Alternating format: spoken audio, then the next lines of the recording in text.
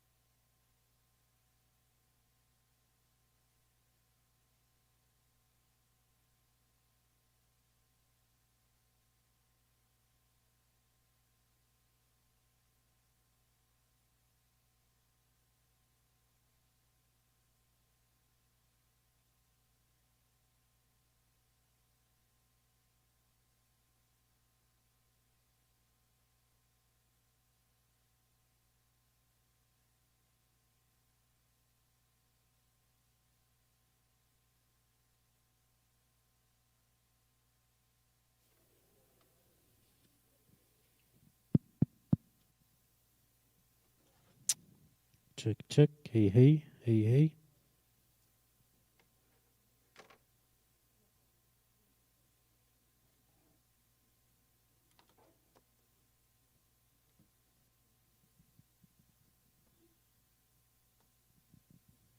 Check, check. Check, check. Hey, hey.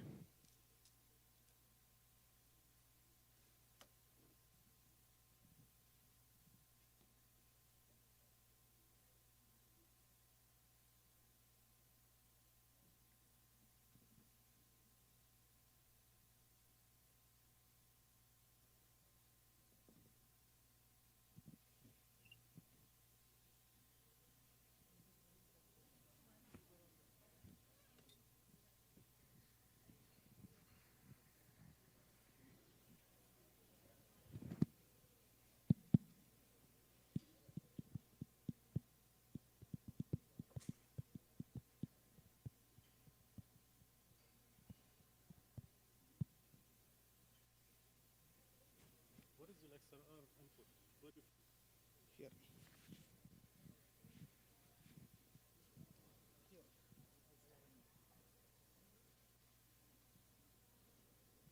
This yeah, step on.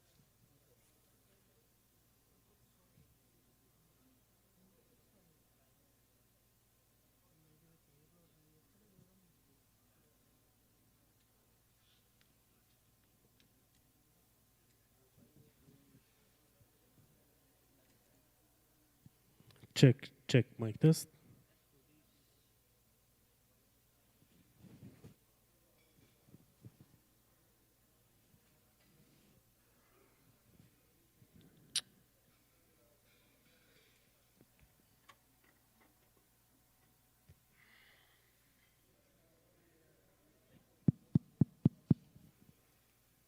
Check, check. Check mic test. Mic test. Check, check. Hey, hey. Test.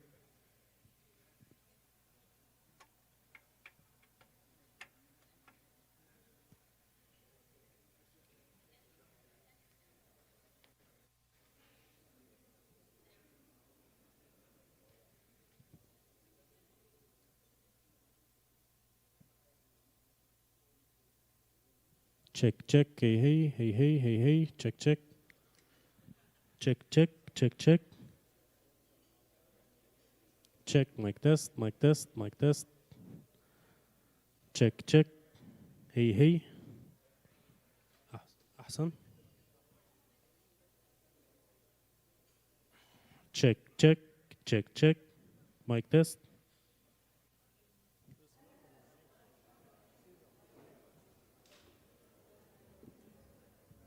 Hello, check, check, 1, 2, check.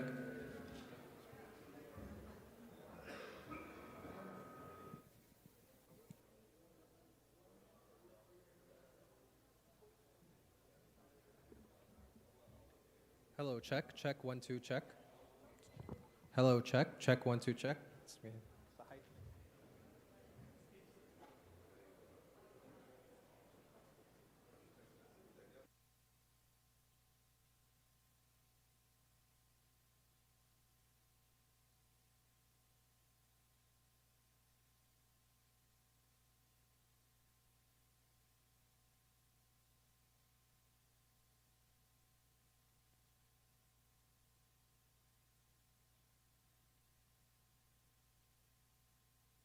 بالعلم والتكنولوجيا المستقبل قدامك. النجاح معادلته بسيطة، حلم وهمة وعمل دؤوب. بالعلم والتكنولوجيا نختصر لك الزمان والمكان، نقرب لك حلمك البعيد، نصغر لك العالم ونخليه قدام عيونك، نطورك ونعاونك، نغير نظرتك وتطلعاتك للمستقبل. الجامعة الأمريكية الدولية.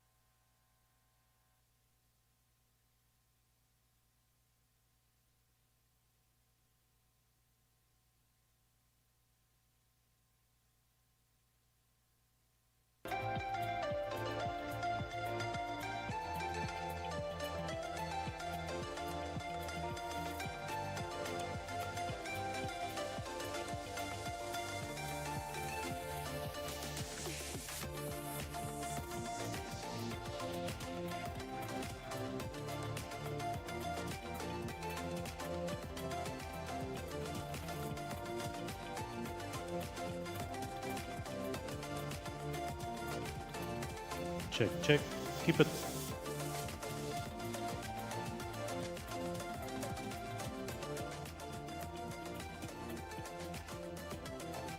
Mic test, mic test.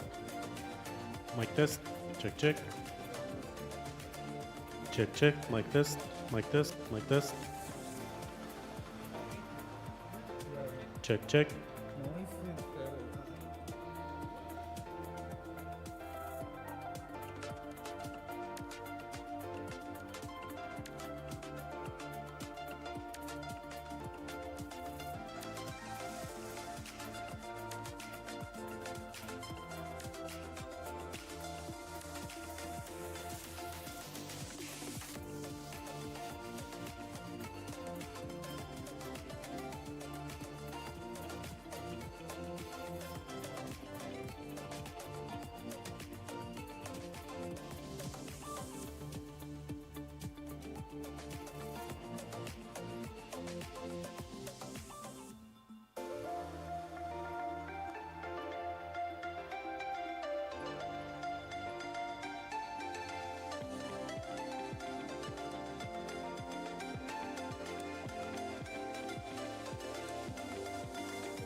check check. Hey hey, mic test.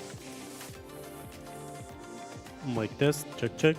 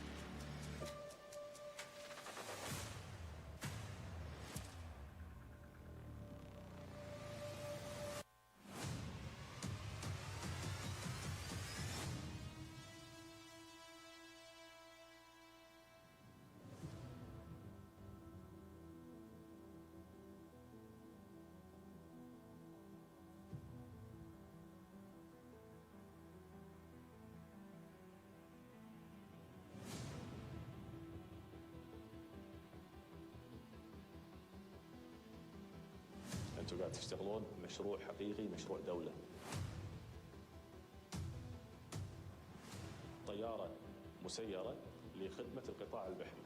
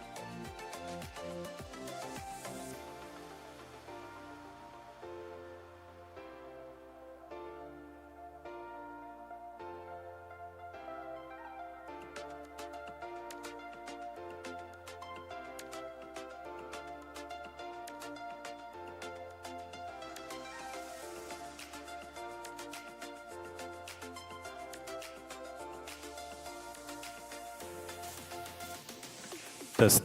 Check, check. Hey, hey. Mic test. Mic test. Check, check. Mic test. Check, check, check. Hey, hey.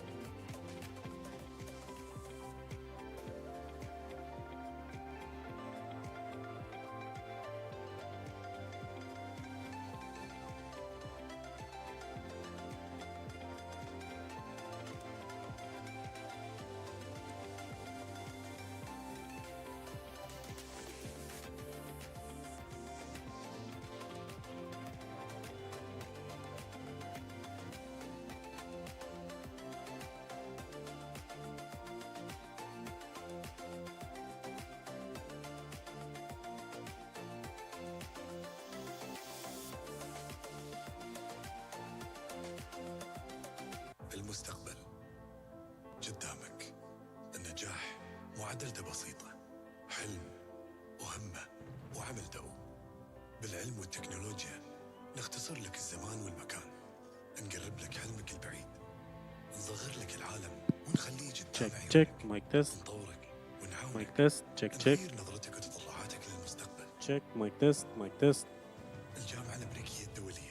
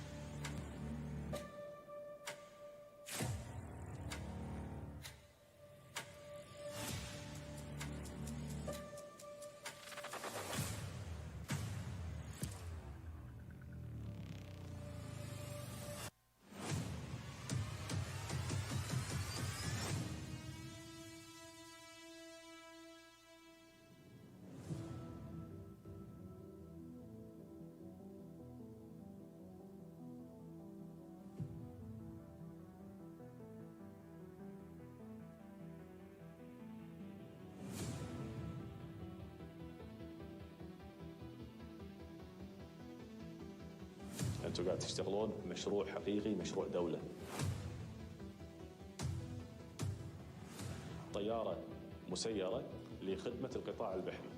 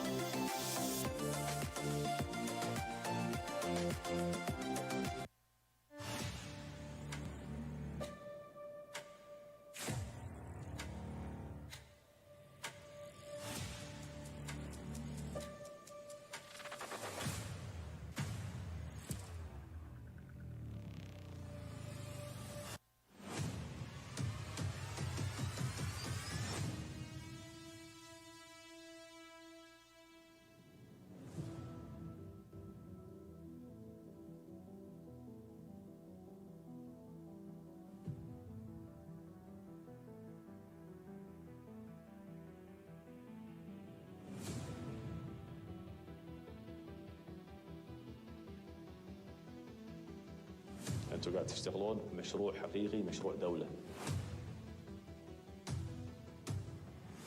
طياره مسيره لخدمه القطاع البحري.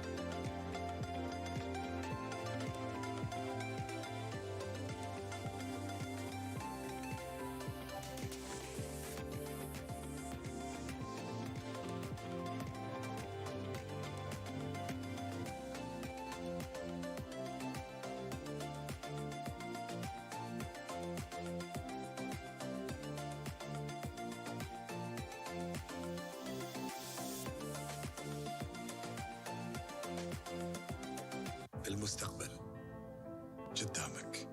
النجاح معادلته بسيطة: حلم وهمة وعمل دؤوب.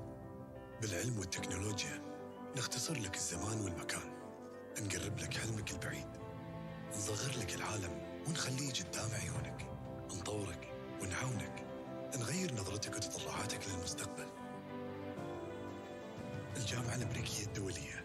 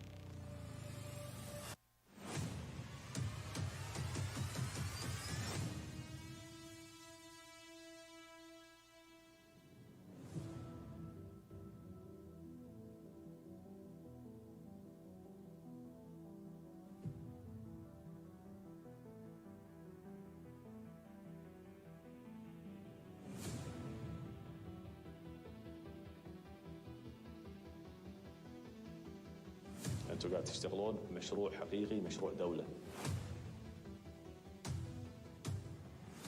طيارة مسيرة لخدمة القطاع البحري.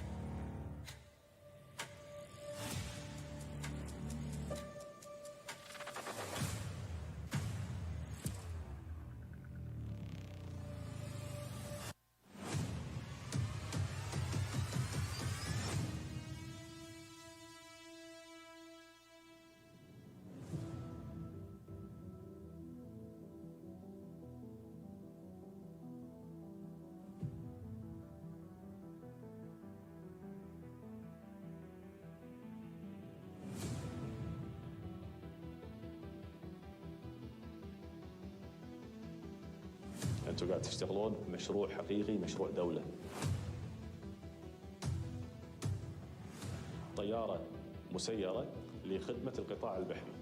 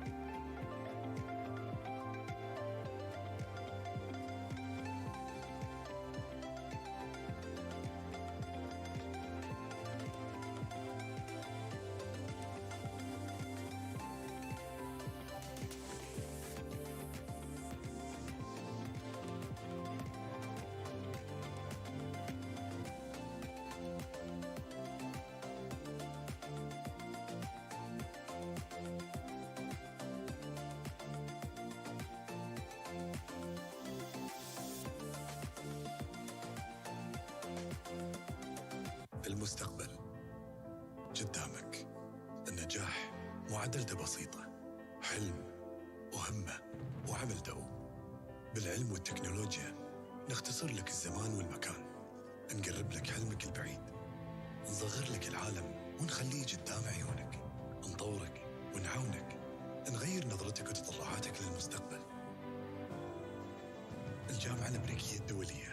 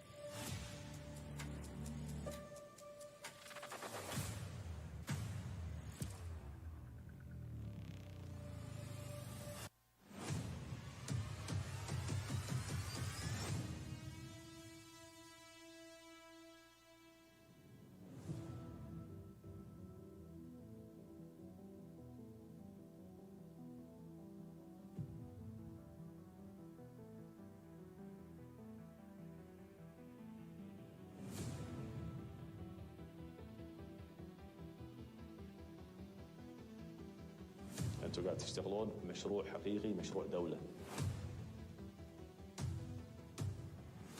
طيارة مسيرة لخدمة القطاع البحري.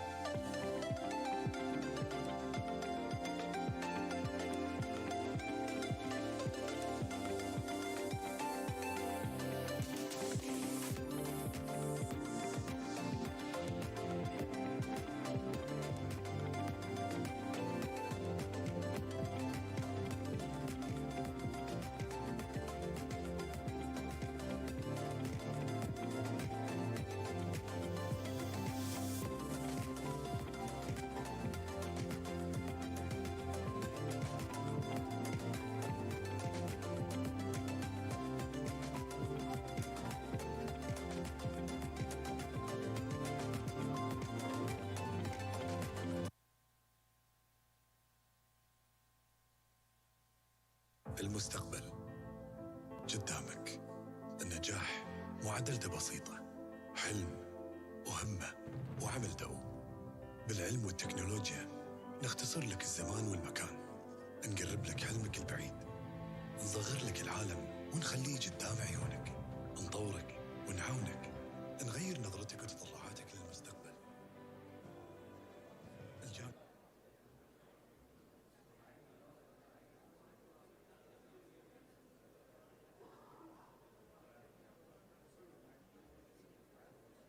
So 9:30 we'll do the first reminder. Brilliant. المستقبل قدامك. النجاح معادلته بسيطة: حلم وهمة وعمل دؤوب. بالعلم والتكنولوجيا نختصر لك الزمان والمكان، نقرب لك حلمك البعيد، نصغر لك العالم ونخليه قدام عيونك، نطورك ونعاونك، نغير نظرتك وتطلعاتك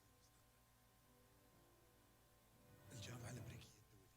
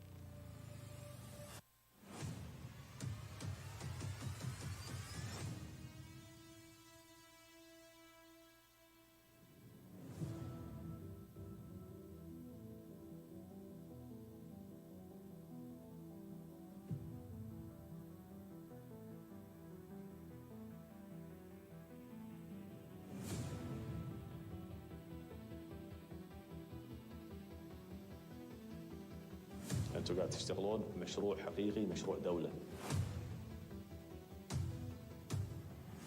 طيارة مسيرة لخدمة القطاع البحري.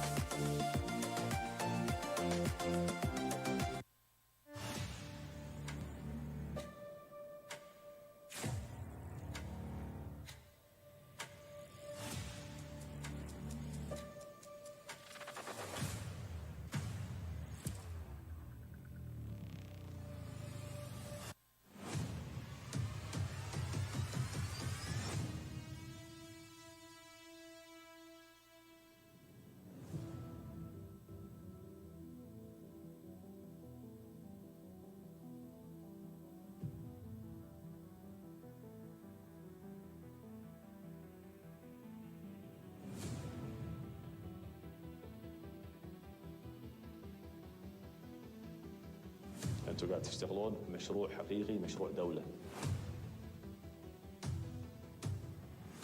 طياره مسيره لخدمه القطاع البحري.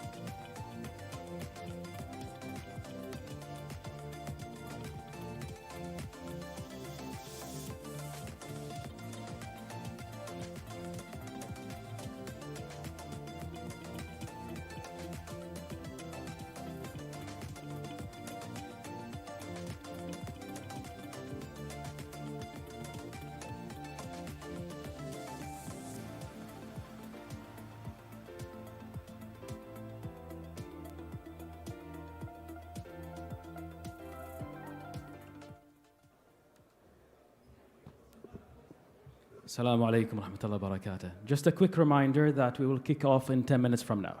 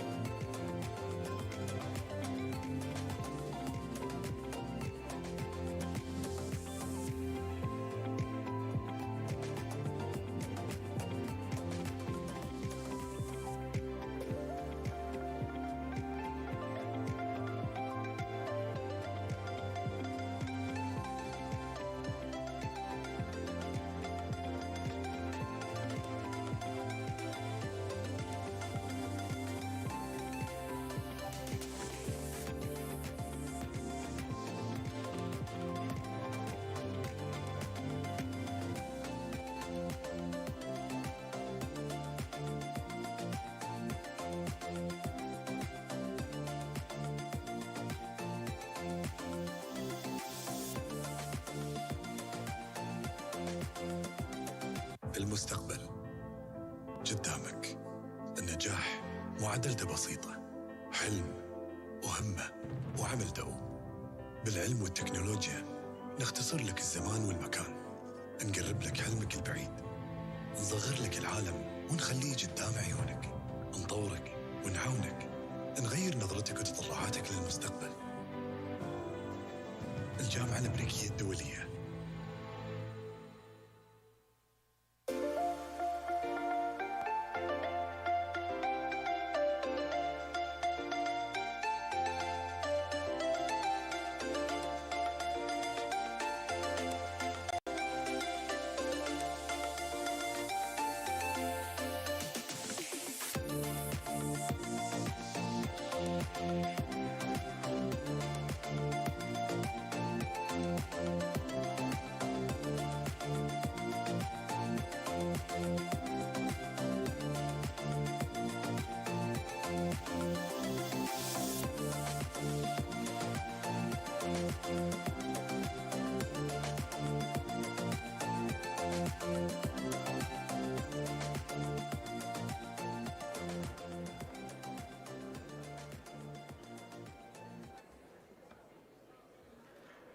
May I kindly ask each one of you to take a seat, please? We're going to proceed in a couple of minutes from now, and we would love to see all of those gorgeous faces and smiles until the moment. It's going to be in a couple of minutes. Okay.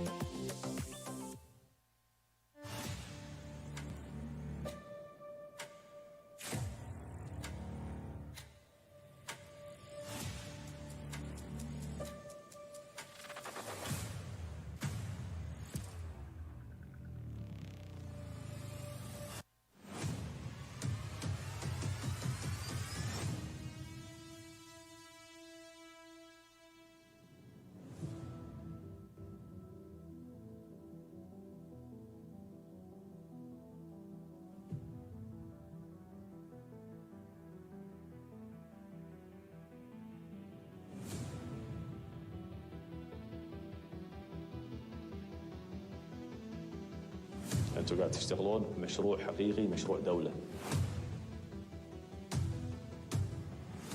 طيارة مسيرة لخدمة القطاع البحري.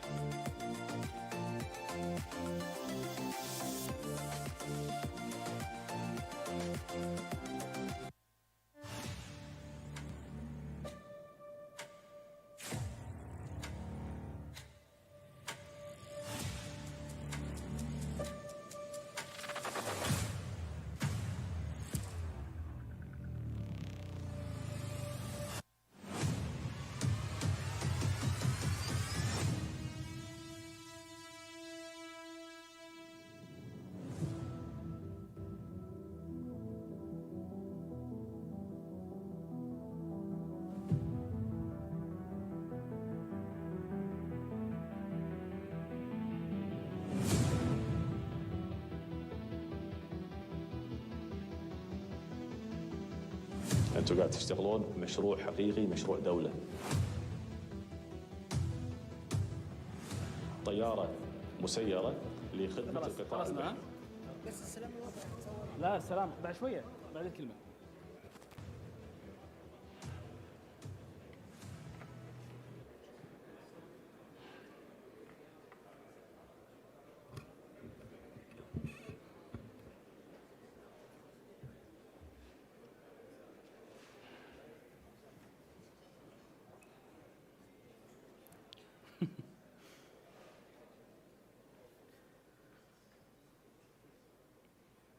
السلام عليكم ورحمة الله وبركاته وصبحكم الله بالخير. Good morning, brilliant minds, visionaries, present and future leaders. I'm Talal Hindi, and I am ultimately honored to welcome each one of you to the third annual AI and Cybersecurity GCC Forum, proudly hosted by the American International University here in Kuwait. In just 3 years, this forum has grown into a landmark platform for advancing dialogue on the future of artificial intelligence and cybersecurity, all in the heart of Kuwait. Today, we come together to exchange ideas, share expertise, and engage with some of the brightest minds shaping these fields. We are privileged to be joined by dignitaries, ministry leaders, and global experts, making this gathering a defining moment for both AIU and Kuwait as we continue to lead in these vital global conversations. This event is held under the patronage of the Kuwait Foundation for the Advancement of Science, KFAS, with the generous support of the Kuwait International Bank, KIB, Al Jil Al Jadid Educational Institutes, and Ali Al Ghanem and Sons. We are privileged to host this forum with the invaluable support of our strategic partner, the National Cybersecurity Center, NCSC, which plays a pivotal role in shaping the cybersecurity landscape in the region. We would also like to acknowledge and appreciate our collaborators, the Central Agency for Information Technology, CAIT, Ministry of Defense, MOD, and the Cooperation Council for the Arab States of the Gulf GCC, the American Business Council, the American Chamber of Commerce, AmCham Kuwait, and the Sabah Al Ahmed Center for Giftedness and Creativity, the Abdus Salam International Center for Theoretical Physics, ICTP, Physics Without Frontiers, as well as our official media partner, AdZone, whose contributions have been truly essential in making this event possible. Finally, we thank the incredible group of individuals in the room whose efforts have not only made today's event a success, but also continue to advance the field of cybersecurity and scientific achievement across Kuwait. And now, before proceeding, I would like to ask the audience to please rise for the national anthem of Kuwait.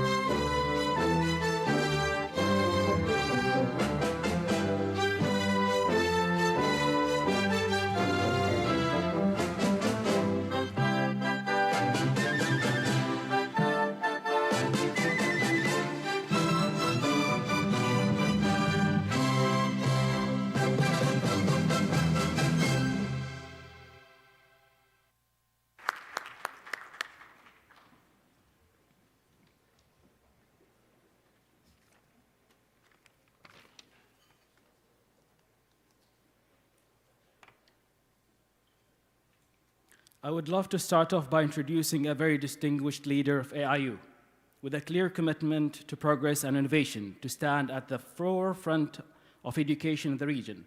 His belief in harnessing knowledge to meet the challenges of our digital age has centralized AIU as a hub for dialogue, discovery, and transformative ideas. This forum embodies the spirit of vision and leadership. Please welcome with me to the stage Chief Executive Officer of the American International University, Mr. Richard Johnson. Welcome on board.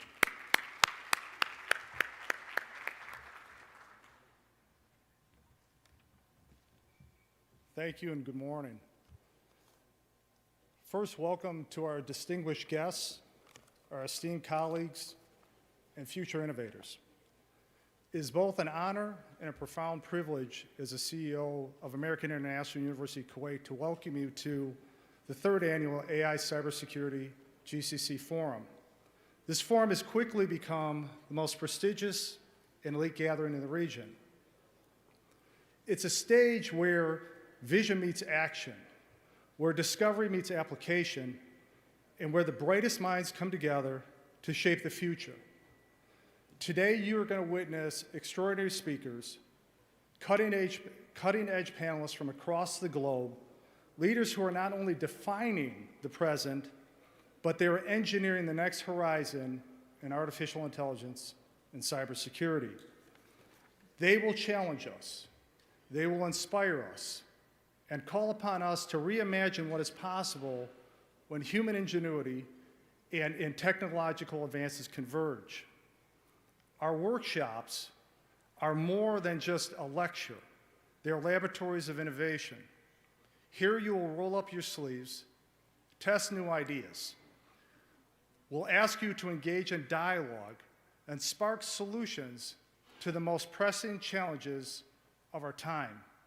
This forum is a place where knowledge is not only shared, but it's unleashed. We are also honored to have in this audience the presence of industry giants and trailblazers, global enterprises, daring startups, and visionary entrepreneurs. Their stories of innovation remind us that breakthroughs of tomorrow are not coming from our comfort zones, but from our courage, our very courage to dream, to risk, and to shape our destiny. And perhaps most importantly, this forum provides a rare and powerful opportunity for us to engage with regional leaders, those who are shaping policies, forging partnerships, and investing in our nations. These are the conversations that matter the most, the ones that create pathways for collaboration, fuel economic diversification, ensure that our region does not simply keep pace with change, but we are the drivers behind it. Friends, this forum is more than a conference, it's an awakening of people who refuse to be passive observers to the future, an awakening of dreamers, of doers, and of disruptors, and are willing to take the responsibility for the world which we will leave behind. I encourage you to think of this not just as an event, but as your launch pad, a launch pad for your ideas, for your thoughts, for your partnerships, and your innovations. What you begin here through conversation, collaborations, and commitments has the power to echo far beyond these walls and far beyond this day. Let us remember and understand that artificial intelligence and cybersecurity are not just technologies. These are the forces that are shaping humanity.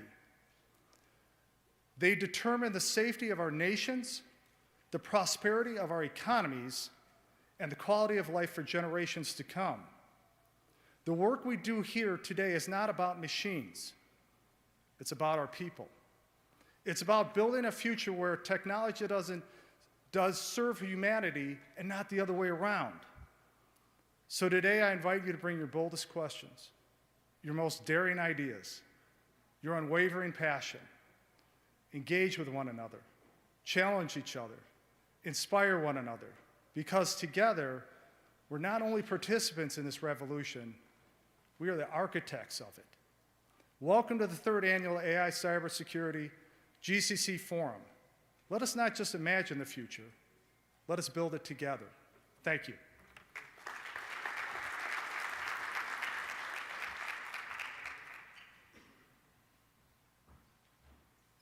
Thank you so much, Mr. Richard. You are wonderful, and I believe AIU family are super lucky to have you on board. All right, after this empowering speech, it's the time to introduce our first and distinguished guest of the day. She's a strategic leader whose initiatives have strengthened Kuwait's national cybersecurity posture and positioned the nation as a leader in secure digital transformation. Through her visionary leadership, the NCSC has implemented pivotal cybersecurity strategies that safeguard Kuwait's digital assets, fostering a culture of innovation, resilience, and security awareness across the Gulf. Please welcome on board the esteemed Chief of the National Cybersecurity Center, Her Excellency Engineer Abir Al-Awadi.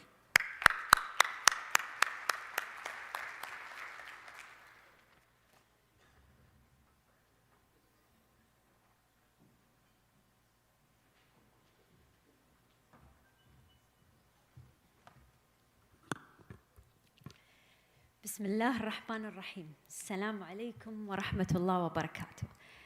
أصحاب المعالي والسعادة، ضيوفنا الكرام، السيدات والسادة، يسعدني ويشرفني أن أرحب بكم جميعاً في منتدى الذكاء الاصطناعي والأمن السبراني لدول مجلس التعاون الخليجي برعاية استراتيجية من المركز الوطني للأمن السبراني، والذي يأتي ليؤكد على التزامنا الجماعي في مواجهة التحديات والتحولات المتسارعة في عالم التقنية والمعلومات.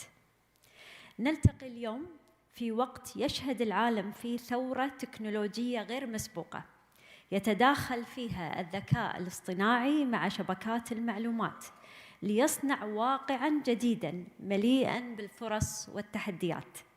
إن الذكاء الاصطناعي لم يعد مجرد تقنية مساعدة، بل أصبح قوة استراتيجية مؤثرة في الاقتصاد والأمن والدفاع وفي السياسة. وفي المقابل يتزايد الاعتماد على الفضاء السبراني بشكل يجعل أي خلل فيه يصبح تهديداً لمصالح الدول وأمننا الوطني. السيدات والسادة، لقد علمتنا التجارب الحديثة أن الأمن السبراني ليس خياراً تكميلياً، بل هو أساس التنمية الرقمية والاستقرار الوطني، حيث لم تعد الهجمات تعتمد على البشر فقط، بل أصبحنا نواجه هجمات سبرانية مدعومة بالذكاء الاصطناعي، قادرة على التعلم والتطور ذاتياً. وهذا يضع أمامنا مسؤولية كبرى في تطوير قدراتنا وبناء أنظمة مرنة قادرة على التكيف مع التغيرات المستقبلية. إن المنتدى الذي يجمعنا اليوم ليس مجرد مناسبة لتبادل الأفكار، بل هو منصة استراتيجية لتعزيز التعاون والتكامل بين دولنا الخليجية، لطرح الحلول المبتكرة التي تجمع بين قوة الذكاء الاصطناعي وأهمية الأمن السبراني. نحن بحاجة إلى إطار مشترك لتبادل الخبرات وتوحيد الجهود، وبناء منظومة سبرانية خليجية متينة تكون قادرة على حماية اقتصادنا الرقمي ومكتسباتنا التنموية. الحضور الكريم، إننا في المركز الوطني للأمن السبراني، وإيماناً منا بأهمية هذه القضايا، نعمل بشكل متواصل على تطوير وتأهيل كوادرنا وإقامة شراكات مع مختلف الجهات الإقليمية والدولية، لأننا ندرك أن الأمن السبراني قضية عابرة للحدود، وأن التعاون هو السبيل الوحيد لمواجهة التهديدات التي لا تعرف حدوداً جغرافية. وفي الختام أتوجه الشكر للقائمين على الجائمة الأمريكية الدولية، وإلى جميع المشاركين، وإلى فرق العمل التي بذلت جهداً كبيراً لتنظيم هذا المنتدى، متمنياً لهم أن يسهم هذا المنتدى في تعزيز الأمن السبراني بدولنا، ويفتح آفاقاً جديدة لتطبيقات الذكاء الاصطناعي في خدمة التنمية المستدامة. شكراً على حسن استماعكم، والسلام عليكم ورحمة الله وبركاته.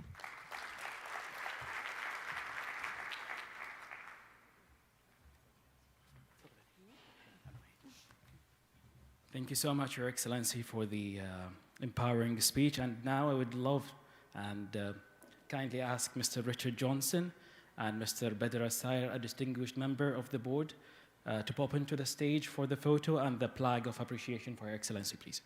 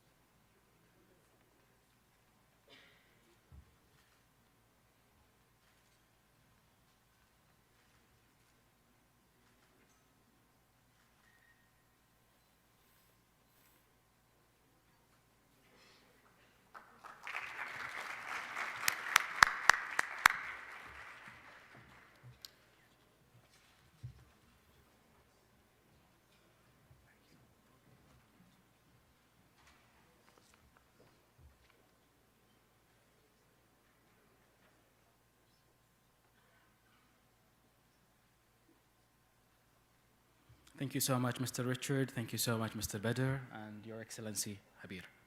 Moving on to our second distinguished guest.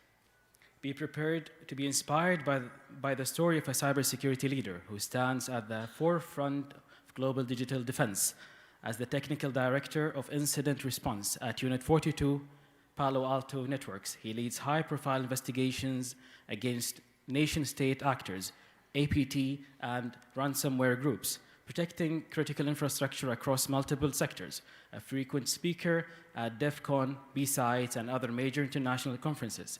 He has become one of the most influential voices in cybersecurity today. Allow us to introduce and welcome on board Mr. Renzen Cruz. Thank you. Good morning, everyone. Wow, such a nice crowd here. First of all, thank you so much for inviting me here. It's such a really great pleasure. And thanks for the organizers who actually set up this amazing event. What I'm going to talk today is all about AI and how we can convert the exploitation of the threat actors who's using AI and then convert it into the defense mode of cybersecurity. I came from a background of cybersecurity who's dealing with a lot of threat actors on a daily basis. Even yesterday, I'm talking to a threat actor. Yesterday, I was in a meeting dealing with clients because there's a massive attack that's going on in one of our clients or in multiple sites of our clients. So that's what we're going to talk about today. We're going to showcase to you on how threat actors are leveraging AI and how, as we as Defender, NCSC, or different positions of security operations, how we can use AI to evolve our strength and to evolve our defenses. So this is me. I used to work for a national security in one of the countries in Middle East as well. Right now working for Palo Alto Networks as part of Unit 42. So Unit 42 is the threat intelligence arm of the whole Palo Alto Networks as a cybersecurity company. And let's just go to the next one. Before we even talk to those technicalities, I have also prepared a couple of demos on how we as a cyber defenders can use AI to investigate malicious threats. I have a demo later on where I will investigate 387 events in just 4 minutes, using AI and using LLMs for us to know what's going on within those logs. But before we even begin, مرحبا بالجميع، اسمي رينزون كروز، أهلا بكم في منتديات الذكاء الاصطناعي والأمن السيبراني لدول مجلس التعاون الخليجي. أحب الكويت. I don't speak Arabic, so I let AI speak Arabic for me, but that's just my greeting to everyone. All right, let's shift my gears towards the new tactics of our threat actors or our threat landscape nowadays. So now that the threat landscape is really evolving. Sometimes it takes 1 month or even 2 months before the threat actor can get into our systems. It also takes them weeks. It takes them more than 2 or 3 weeks before they even perform data exfiltration, right? But right now, it's becoming a huge shift when it comes to their operations. There's a lot of research that's happening right now on how threat actors leverage AI, and then based from our research, it can be done in less than 34 minutes. In less than 34 minutes, a threat actor can get into your system, perform lateral movement, move from one place to another, and also steal all your credentials, all your crown jewels in just less than 34 minutes. From the defenders, this is becoming a norm, and this is also a challenge for us. How can we keep up with these AI agents? How can we keep up with the threat actors who's using AI agents as part of their operations? This is some of the news that we've gathered. So as you can see on the days, this is fairly new. There's also a lot of malwares that is being created using AI.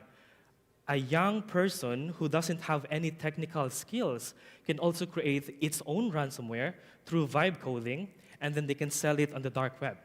And this is, again, something that we've been seeing a lot of times and now becoming a norm. So we need to be prepared on what's going on in the next few years on how we can defend our nation state, our critical assets, because of this trend. And later on, I have also a demo on how we can investigate a malicious plugin that was fully vibe coded by a threat actor using artificial intelligence. So there's a lot of attack generations that's happening using AI. This is also becoming very high risk into our organizations. a lot of organizations and even government firms are using LLMs and AI in order for them to maximize their capabilities. But how about if threat actors can reverse engineer your models and then use that platform to perform or to give a lot of fake news? Or maybe they try to mimic your models in a sense of it hallucinates a lot so that you don't get the proper answer. And again, that's such a high risk. How about an automotive company? If your car is fully dependent on AI, and then suddenly that particular model is being abused and being manipulated by a threat actor, this is becoming a life and death scenario. So that's why we need to be aware of those risks and those gaps that we are facing right now through the use of artificial intelligence. This is what I'm saying right now. So it takes months before a threat actor to get your files, your databases, all of your passports, personal information from your infrastructure. But right now, it only takes them 1 hour. And again, this is a challenge for all the cybersecurity engineers, incident response, forensic investigators that are here right now. Because the challenge from us is how can we detect, how can we prevent these type of attacks in that span of a time, in less than 1 hour. Now let's look back of what we have prepared or what we have seen by responding to 1,000 incidents each year. So from the Unit 42 perspective, we've responded into thousands of events and incidents, and then we put a graph like this, that one of the initial vectors that we are still seeing right now is social engineering. This is not a new thing for us. This is not a big thing, right? This is not a big thing from the past, but up until now, it is very effective. 31% of our incidents still comes from social engineering. Things that you receive from your SMS, things that you receive from your email, wherein they're pretending to be a government sector, or sometimes they're pretending to be a private company for you to log into their systems.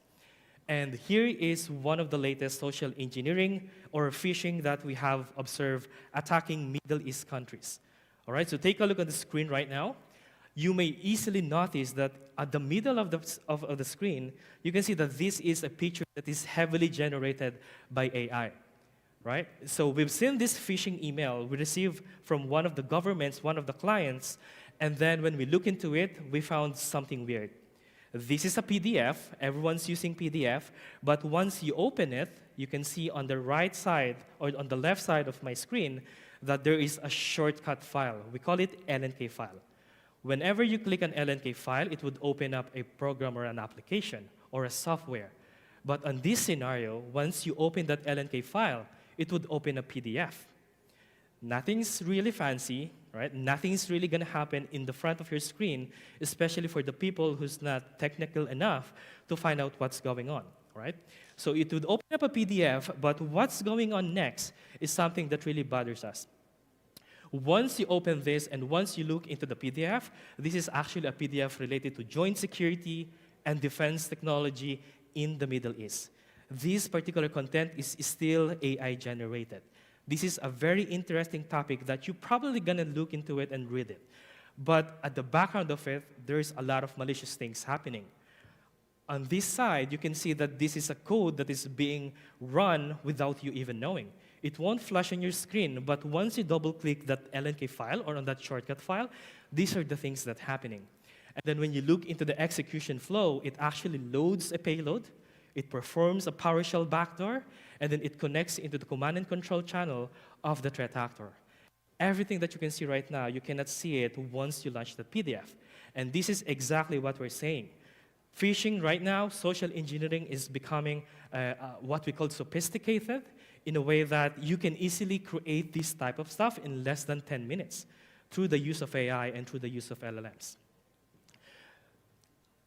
Again, based from the research that we had in just less than 30 minutes or 34 minutes to be exact, threat actor can perform initial access, reconnaissance, lateral movement, privilege escalations, every phases of hacking that is being done by cybercriminals can be done easily using AI.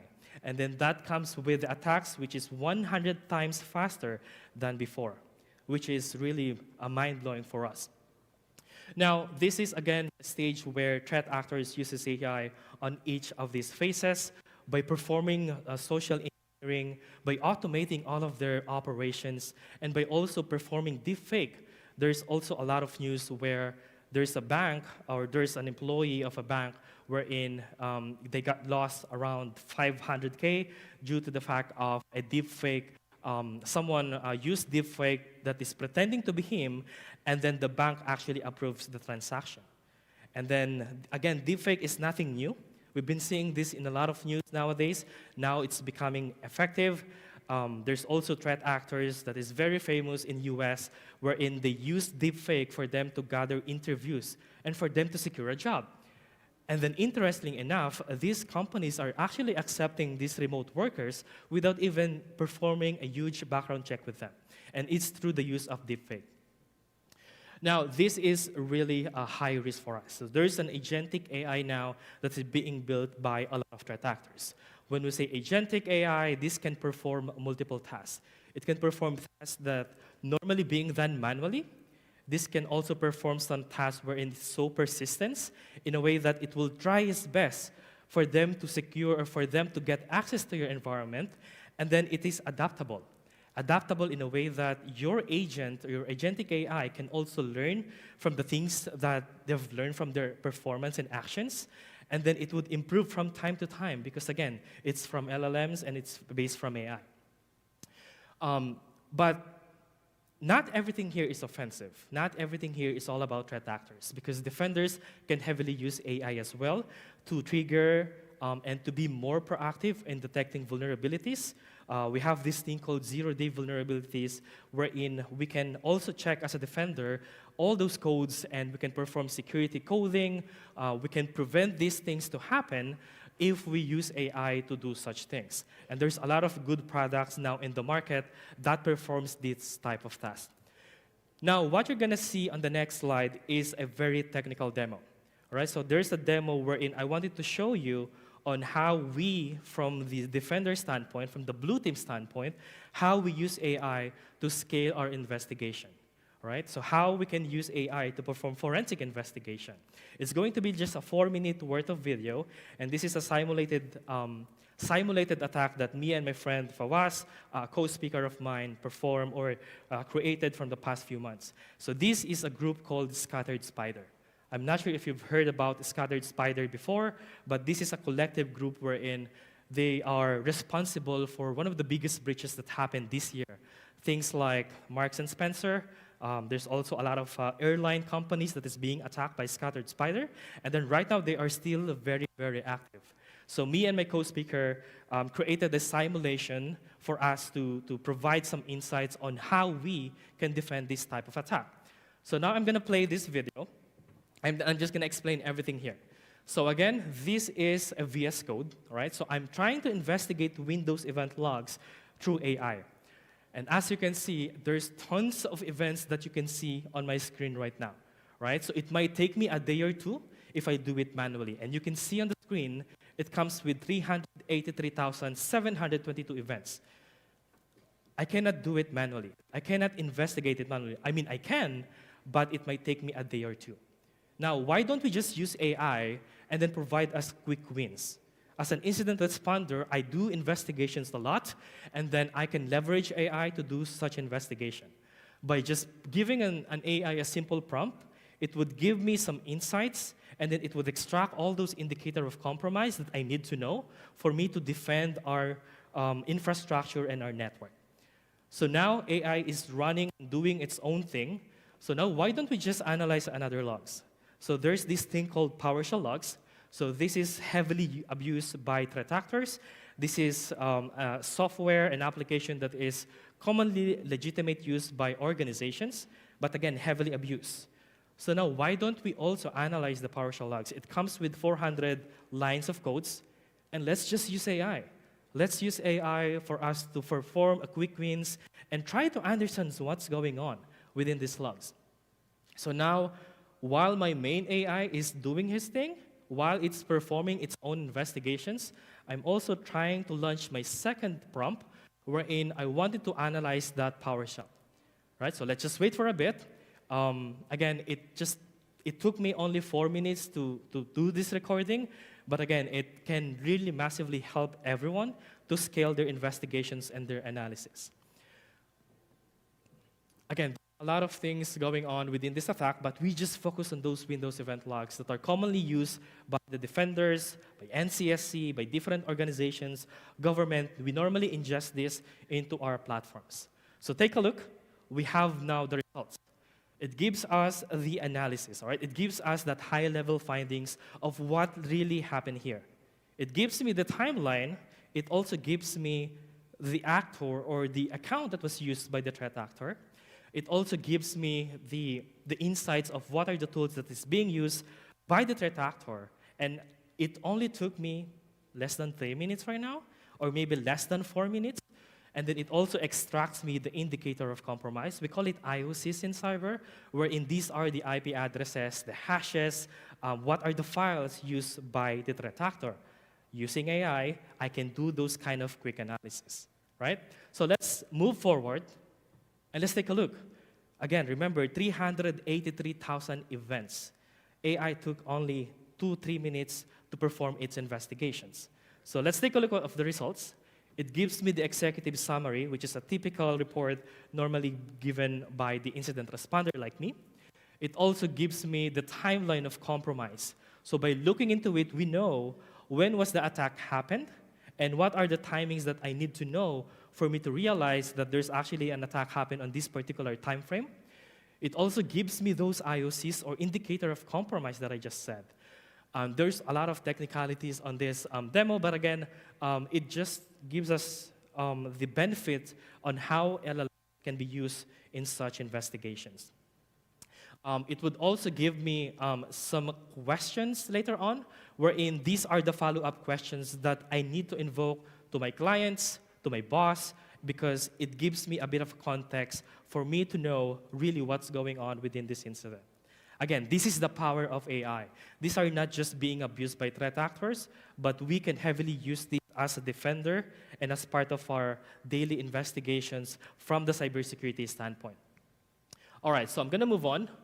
And let's talk about how, again, threat actors normally leverage this. So from the past few years, we normally look into our crown jewels. We try to protect our crown jewels, oil and gas company, personal information of different employees, databases. These are crown jewels that we normally protect. Normally, it is being saved in different servers, file servers, SQL servers. But time will come that our investigations are not just really focused on these crown jewels. Or maybe we don't just need to focus on those infrastructure where we normally save it. Time will come in the next few years where an investigator like me will just look into the prompt, will look into the sessions of my AI agents, like ChatGPT, Claude, or even Gemini. So these are like the top AI companies that is having this type of approach, because developers, a lot of your employees will upload those sensitive information into their AI sessions.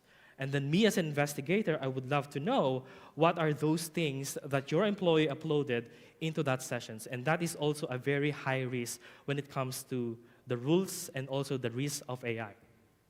Now let's talk about the adversarial AI. So again, this is the threat actor is not just using AI for their attacks. They are also attacking AI for them to do their daily job and their daily operations. Again, that's what we call the adversarial AI. There's a lot of research that's going on right now about this type of approach. And then we've been seeing a lot of development through our investigations of multiple incidents. And then there's a lot of threat actors using now, attacking our region. And then when you look at the codes, you can literally say that this is really done by AI. And again, it's becoming very impactful now. Just what I said recently about automotive, if we highly depend into AI and then we don't have any sort of protections, telemetry, or visibility, we don't know how to protect our AI apps, then that is also a very high risk to our organizations. And everything that you can see right now, these are some of the attacks that is being researched on and is being observed by a lot of AI researchers that is now becoming a tool from these multiple threat actors that we've been responding. You're probably not going to read everything here, but just wanted to give you a highlights of another usage of AI by the threat actors. I'm also a negotiator, so part of my job is to negotiate with threat actors, not for my client to pay them, but sometimes they just want to buy some time while they are recovering their assets because they got hit by multiple attacks, or sometimes just to gather some intelligence. What you can see on the screen right now is something that I encountered a few weeks ago. So this is a group called Black Basta. So I'm trying to help a client. So the threat actor asked for 10 million US dollars for them not to publish their files. And then I was surprised by the reply of the threat actor. The reply of the threat actor is all about data analytics. So I'm asking for 90% discount just to buy more time. But the threat actor actually did some analysis of the data that they've gathered. They are even aware of some framework there like GDPR because that client is based from Europe. But what you can see here is that they even said that there is a risk remediation. There's also 55% of the total price was about risk remediation. 10% is about additional service. They even mention all of the files or what's the criticality if they publish those files. And this is something that we didn't see normally from multiple threat actor groups. This is just one way and also one proof that they are also using AI to perform data analytics of what they have gathered from their victims. And they try to make a statement that you should pay us because there's a huge risk if ever we publish it into the dark web. Right? So again, they're not just using AI to perform such attacks, they also use it in terms of negotiation. So let's talk about nation state now. So there's a huge trend when it comes to nation state. Most of them are also backed by the government. And we've been responding into a lot of nation-state attacks. And Middle East is not a new thing wherein we are always being attacked by nation-state threat actors. And these are some of the examples that I've gathered by responding to those incidents that, that we have captured. They can perform simultaneous attacks. Even though that they are very focused into one client, they can easily jump from one place to another to perform same attacks, which is very effective because of AI. They can also exploit several vulnerabilities. So over the weekend, I'm also very busy answering multiple calls because there's a massive scans happening within security edge devices. And then that is also a trigger for us because historically, whenever they perform a massive scan of the internet of those exposed devices, later on, there's going to be a zero-day vulnerability that will happen. So we're very reactive, very proactive on looking into that aspects. And you can see on the other part of my screen, this is an email that can heavily generated by AI that might take you only less than 1 minute and make it more attractive so that your victim can easily just click that phishing attack. And malware development is also now becoming a norm. So sometimes threat actors would take a year or maybe few months before they can create a custom malware. But right now, using AI, they can easily develop and they don't need the huge budget for their R&D. They can just use leverage LLM for them to create a massive impact with a custom payload, custom malware, and then rapidly deploy it at scale on their victims. If you've heard about ransomware, there's also a vibe coder on the internet wherein they've created a ransomware that is fully vibe coded by them, and then they posted it and sell it on the dark web. Right? So there is also a first ransomware that was AI generated called Prompt Lock. If you've heard about Prompt Lock, we've tried to reverse engineer this, and then we can easily spot that this is being done by AI. So someone, let's say 15 to 16 years old, without any technical skills, but has access to these AI tools, can actually use this and can actually do this to harm people. And this is, again, a common trend nowadays. Also used for a romance scam bot. So we've seen a lot of bots on an application like Telegram, wherein it performs an automatic way of scamming people, and then they try to lure those people to pay some money by leveraging the bot and also by leveraging the AI itself. So this is also what we saw within the Middle East region. There's also a trend in the US wherein, again, the North Korean IT workers are scaling their fraudulent their fraudulent activities by applying to multiple software jobs. And then based from research of Anthropics, they use Claude, which is, again, another AI, to perform this type of attack. On one example here, they can generate their own persona for them to have their own character, for them to have a very attractive profile so that they can apply for a certain job in the US. And then on the next screenshot that you can see, this is how they use AI to ask some questions. It seems that they don't have that technical skills enough for them to apply for a certain job. But since they have tools like AI, they can actually easily pass those interview questions. And these are some of the research that's being done by this AI provider as well. So something that we've been seeing within the Middle East is that there is a specific threat actors also based from Middle East who's attacking the Middle East countries. They use Gemini to perform such attacks. If they want some scripts, if they want to create their own payloads, they're just going to hop into Gemini. If they want to perform vulnerability research, they're just going to hop into the Gemini. And then they use that in a very fast manner, and then they wanted to deploy it in a very good way as well. Scalability is one thing. That's why they're using AI in such attacks. And this is another demo that I'll be doing. So there is a plugin that we encountered wherein the actor or the threat actor forgot to delete their operations. Right? So there is a plugin in VS Code, which is used by a lot of software developers nowadays. You can easily install any plugins that you want.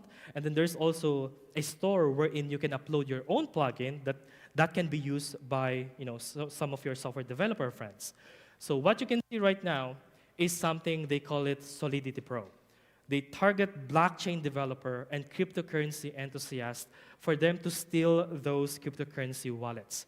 And what you can see on my screen right now are the actual codes. These are the actual programs that are being used by these threat actors. So now, why don't we just use AI and try to analyze this for us, for our information? So you can see the name is Chain Dev Tools. Again, this is towards on the blockchain community.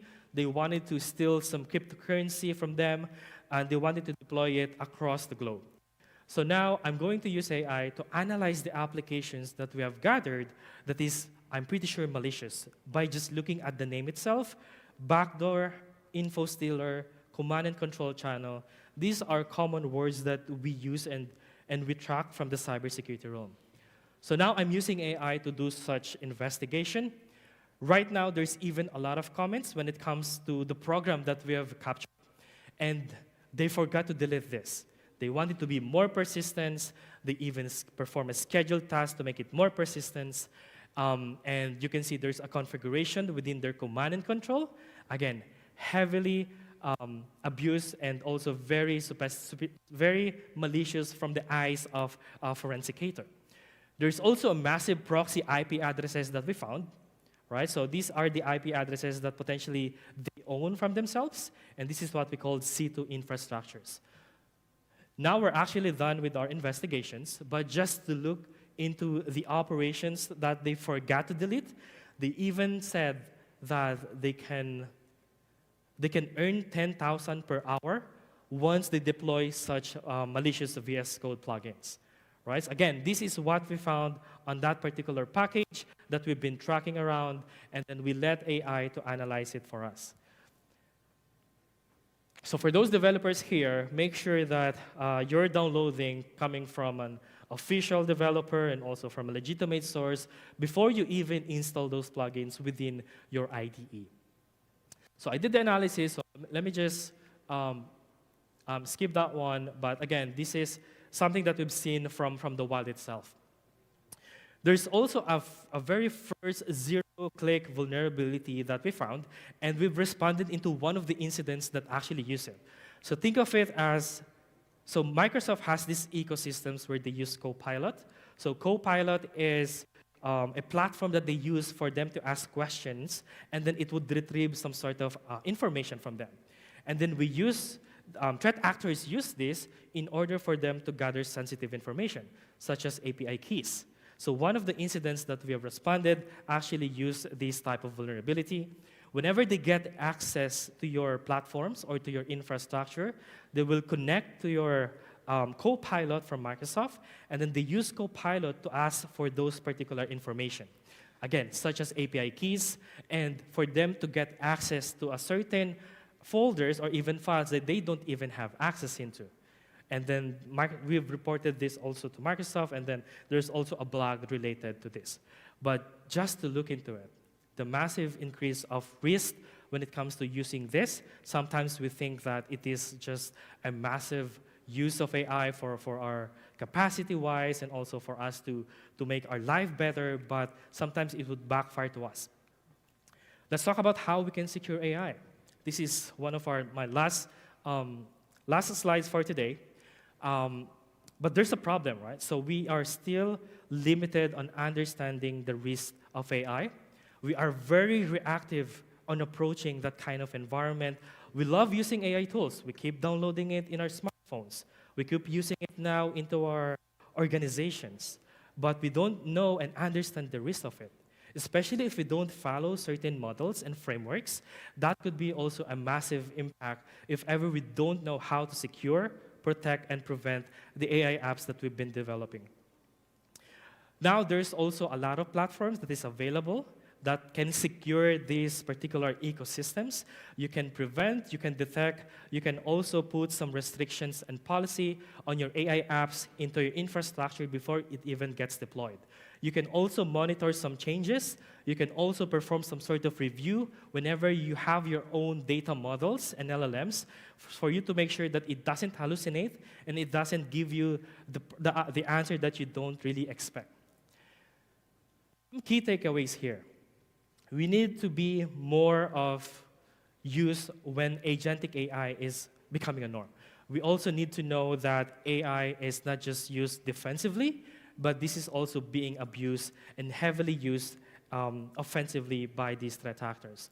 So we need to understand the risk of it. We need to also be able to know what are the different models that we need to protect within our organizations. The level of access, I guess the privileged access or the access mechanisms is something we need to care about as well, because we don't want our AI to have access to everything that we have. We don't want AI to have access to our crown jewels yet, especially if we don't have security controls on it. And I guess that's going to be my presentation. If there's one key takeaway here that I wanted to leave from this room is that, again, threat actors leverage AI in every phases of their operations. So let's be more proactive, let's be more collaborative, and let's secure AI before it becomes the greatest vulnerability of all time. So once again, thanks again, and thank you for listening.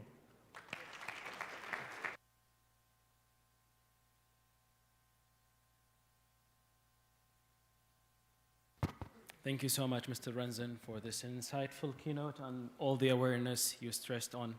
It's a great opportunity to have you on board again. I would love and kindly ask Mr. Richard Johnson and Mr. Badr Sire to join us at the stage for the flag of appreciation and the photo opportunity with Mr. Renzin. Thank you so much.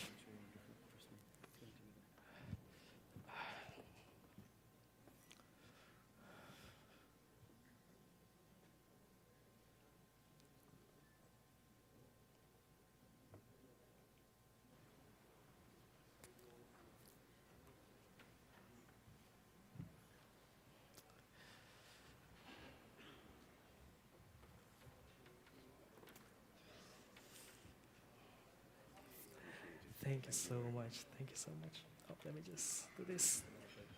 Thank you.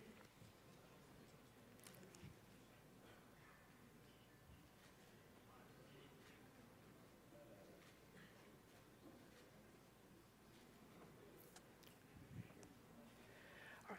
Thank you so much. Sir Richard, thank you so much.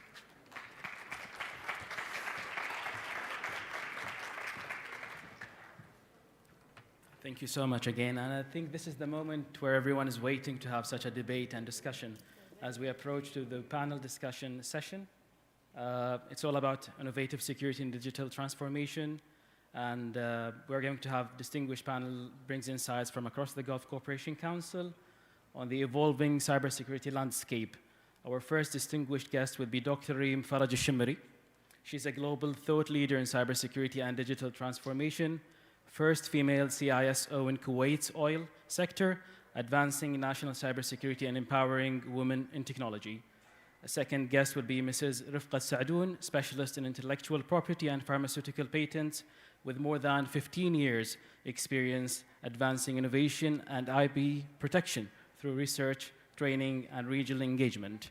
And that session will be moderated by engineer Badr Talal Mansouri, Section Head, Systems and Development, GCC Emergency Management Center, GCC EMC. Welcome on board.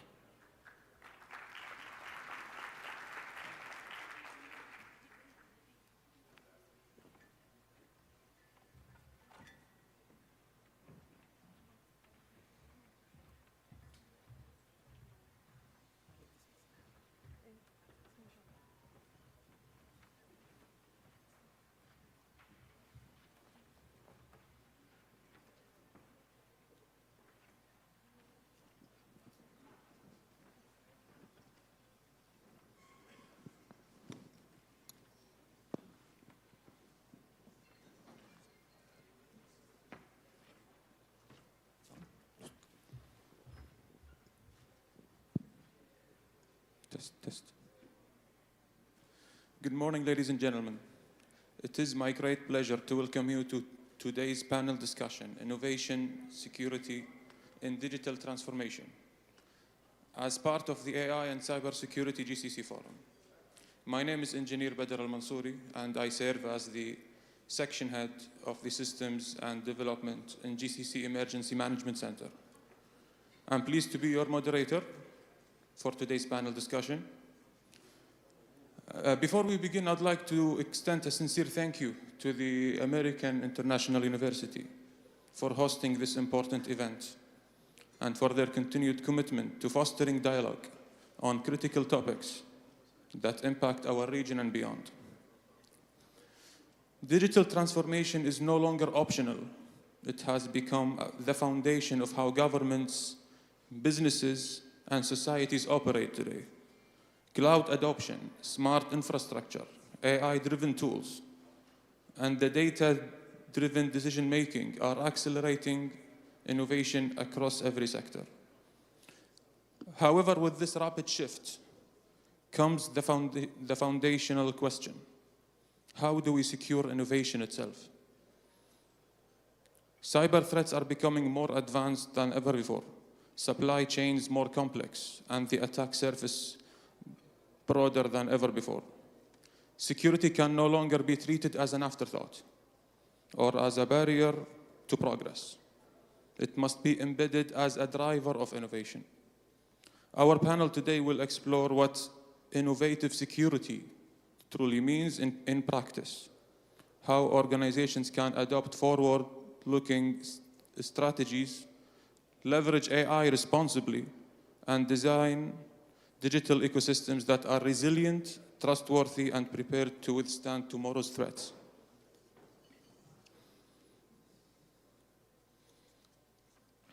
To help us unpack these complex and timely issues, we are joined by distinguished experts who bring unique perspectives and real-world experience to the conversations. Dr. Reem Faraj al-Shimmari, Chairperson, Women in Cybersecurity and Middle East. Good morning, Reem. يا هلا والله. Good morning. السلام عليكم. صباحكم الله بالخير جميعا. I would love to thank the GCC Council Emergency Department for inviting me to contribute in this panel. And I hope that our expertise in the past 25 plus years will add value, inshallah, to our audience, where we're going to tackle the different challenges in AI, cyber, and our digital era, inshallah. The second panelist is Ms. Rifqa Saadoun, Head of the Inventors and Innovators Support Section from the GCC Patent Office. Good morning, Ms. Rifqa. Good morning. Peace and blessing be upon you all, Your Excellencies, distinguished guests, colleagues, and esteemed audience. It is my pleasure and honor to be with you today, representing the Patent Office of GCC. Actually, in this important forum, where we gather to discuss a topic that is no longer just a future concern, it is alive and it is a reality we live and face daily. To begin our discussion, I'd like to start from the innovation perspective.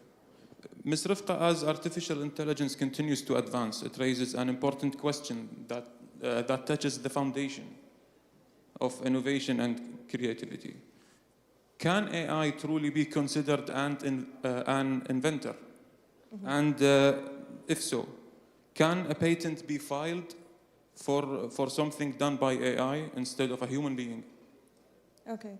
Let me begin with a real life example that in 2019, application were submitted under the name Davos. It is an AI system that operate to generate ideas. The striking was the creator of the system did not name himself as the inventor, but instead he named the AI system as the inventor. As a result of that, the application were rejected in the United States, Europe, and Australia.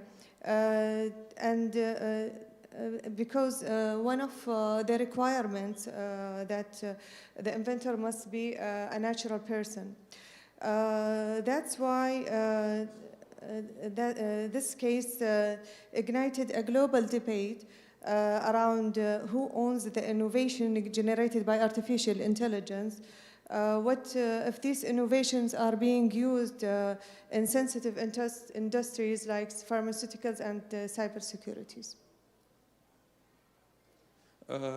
From your view, Ms. Rifqa, from the GCC Patent Office, where does the world currently stand on the situation? The world? Yes, and then closer to home, how is the GCC region also dealing with this? Okay. On larger scale, when we talk about where does the world stand, the World Intellectual Property, WIPO, has been closely monitoring this debate. It has held international workshops and consultation over the years to address what seems like a simple questions, but one with profound implication. Can intellectual property laws be amended to recognize AI as a creator? So far, there is no global agreement. However, certain trends are emerging. AI should be recognized as inventor, but its role in assessing human inventors is increasingly acknowledged. A patent may be granted to the entity that developed or used the AI system, provided there is a clear human involvement. By talking our scale, let's say the GCC, at the GCC Patent Office, we are following these developments with great interest and are examining how to strike a balance between encouraging innovation through AI and protecting the rights of genuine human creators. How to create a legal environment that ensures legal certainty for innovators, be they individuals, companies, or research institutions. We believe that updating legal framework does not mean abandoning principles. Rather, it means understanding the new reality and responding with awareness and responsibility. Thank you so much, Mr. Dr. Reem, let's shift our focus to securing the innovation now. You often highlight that cybersecurity should be built into innovation like from the start, not added later. How can leaders practically ensure that security becomes a driver of digital transformation rather than a barrier to it? So very valuable question, and I believe many of our cybersecurity here practitioners has been always finger pointed as showstoppers or obstacles towards the transformation or innovation. I believe it's a role of a whole team sport. We always say that cybersecurity is a team sport, so it's everyone's responsibility, and we keep seeing that أمن المعلومات مسؤولية الجميع. It takes a village, all of us, of collaboration in order for us to enable and make the cybersecurity an enabler to our digital transformation. Like in our opening remarks that has been previously has been shared and with our audience, transformation and the rapid the innovation in our region has been very much in a fast pace. And in order for us to secure these digital innovations and let's say exponential rapidly implementation, the economy of our regions and our countries is really relying on how trustworthy is our digital era is. Because again, we have investors, we have global partners who will be more reliable and more trustworthy if they see us more stable within our region. However, our region in a very, very let's say غير محسودين, unenvied situation because we are geopolitically unstable. We have a huge financial and of course natural worth and net worth of values of having the oil as our nation's dependency in income, and we have been highly targeted by very many nation states, complicated and complex attackers. So with all of these combinations, it makes us obliged as a necessity. It's not luxurious at all. It's a necessity for all of us, from leadership up to the management, up to the staff themselves, up to the fresh grads, or even the society itself, to collaborate in that aspects. So when we say about leadership, how we can, as leadership of cybersecurity and implementers for cybersecurity, how we can enable the digital transformation, I keep telling my people and my community is that you need to keep wearing the two hats. The defender, the cyber defender, defending our nations, our systems, our entities, and also the enabler. So instead of just defending and say we didn't do that, it's not us, and start the finger-pointing war, we need to start becoming the enabler. And enabler touches on different aspects of that. When our business user starts complaining, and I used to do that and defend, we did not do that. It's a matter of legal, it's a matter, as like you said, frameworks, implementation. We started having the active listening. Listening, to understand why is the business user really complaining, how we can understand his struggles, and how we can really enable him to reach that objective goal of having that initiative or that project being implemented, which will in return in high investment for our companies and organizations. So when these leaders of cybersecurity start enabling, the enabler along with the cyber defender, because these are two crucial roles, I believe that crucial integration of roles and understanding from our side as cybersecurity implementers, from our side as leaders of transformation, and from the whole organization of boredom, it was from the CEO levels up to the implementers and new employees.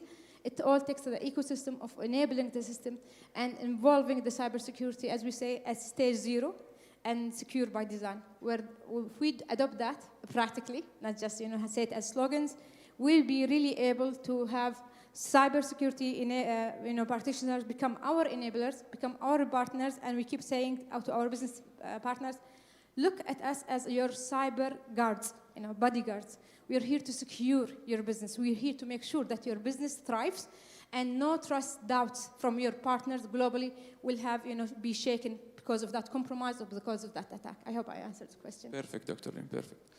Staying on that note, you also speak about strategic resilience and the need for organizations to be both innovative and adaptive as well. What does a resilient organizations look like today? And how can it stay secure without slowing down its progress? Yes, the important thing it doesn't slow down the progress of digital. And the diamond business is always have their targets and annual targets that they need to fulfill with their KPIs and their, let's say, financial goals. Being resilient now is becoming the trend, and it's becoming a fact. And it's no longer, as we all keep saying, it's no longer about are we going to be attacked and how we can prevent it. It's becoming, transforming from the prevention towards, and we need to be resilient enough to be able to recover from an attack, even while we are under attack, and be able to operate. And this is where the incident response comes in. This is where the emergency and crisis management comes in. And this is where the frameworks that governments really build is really kicking in, giving that resilience, nature, and enabling our ability to resilience. Nations today are being measured by their resilience. The cyber power of a nation is being measured by how resilient is their organization able to recover from an attack, how fast its operation is being able to be back on track and reduce that impact. Being attacked or not, this is something that is being very much debated, but we know that there are some attacks, whether it was by cyber criminals or driven by nation states, there are some very much targeted, sophisticated attacks that there's no way to bury it. However, you need to build the ability to be aware of it, to detect it rapidly, and this is where the AI, as our keynote here mentioned, utilizing the AI in adopting and identifying anomalies very rapidly in a very quick response, not like the human ability will be able, and also adopting the emerging technologies to enable us for increasing our ability to have a cybersecurity defense line which is more mature. And as we say, always we keep saying that, do we see AI for cybersecurity? Shall we utilize AI to increase cybersecurity? Or shall we build our cybersecurity skills to defend the AI, negative attacks and, emerging threats? It always works towards, it's a two-way street. And I believe building the resilience should be all our organizations now targets. Yes, build your cybersecurity skills. Yes, build and work on your frameworks on that aspects. But be sure that you have that business continuity, resilience in your across organization. If I have that disruption of a service because of cyber attack, how can I, trigger my response plans? How can I really bring on the manual, operations back on track? I recall in 2017 in one of our cybersecurity, conferences, Aramco, leadership representative, he had clearly and strongly said that if a cyber attack happens in one of our assets or refineries, we are able to go back on manual and we do these rules. And this is again where the GCC and Cybersecurity Council and Department runs national and regional GCC drills together to build that national resilience power across the region. Thank you, Dr. Ms. Rifqa, going back to you, from your experience, what are the real challenges we face in the GCC region when it comes to managing innovation responsibly, like especially in the GCC area? Okay, I'll take in your question as in general, but it applied also to the GCC countries. Allow me to share with you a real life question that have begun to emerge in this area. If a company uses an AI tool to generate an engineering design, does it own the rights to that design? Who is legally responsible if that design turns out to infringe an already existing patent? Can we consider the user, the inventor, by just pressing a button labeled generate idea as inventor? As you can see, these are not only technical questions, but also legal, ethical, and commercial. Thank you, Mr. Dr. Reem, let's touch on trusted ecosystems and cross-sector cooperation between governments, businesses, and academia as well. How can such partnerships strengthen both innovation and security at the same time, especially as systems are becoming more interconnected?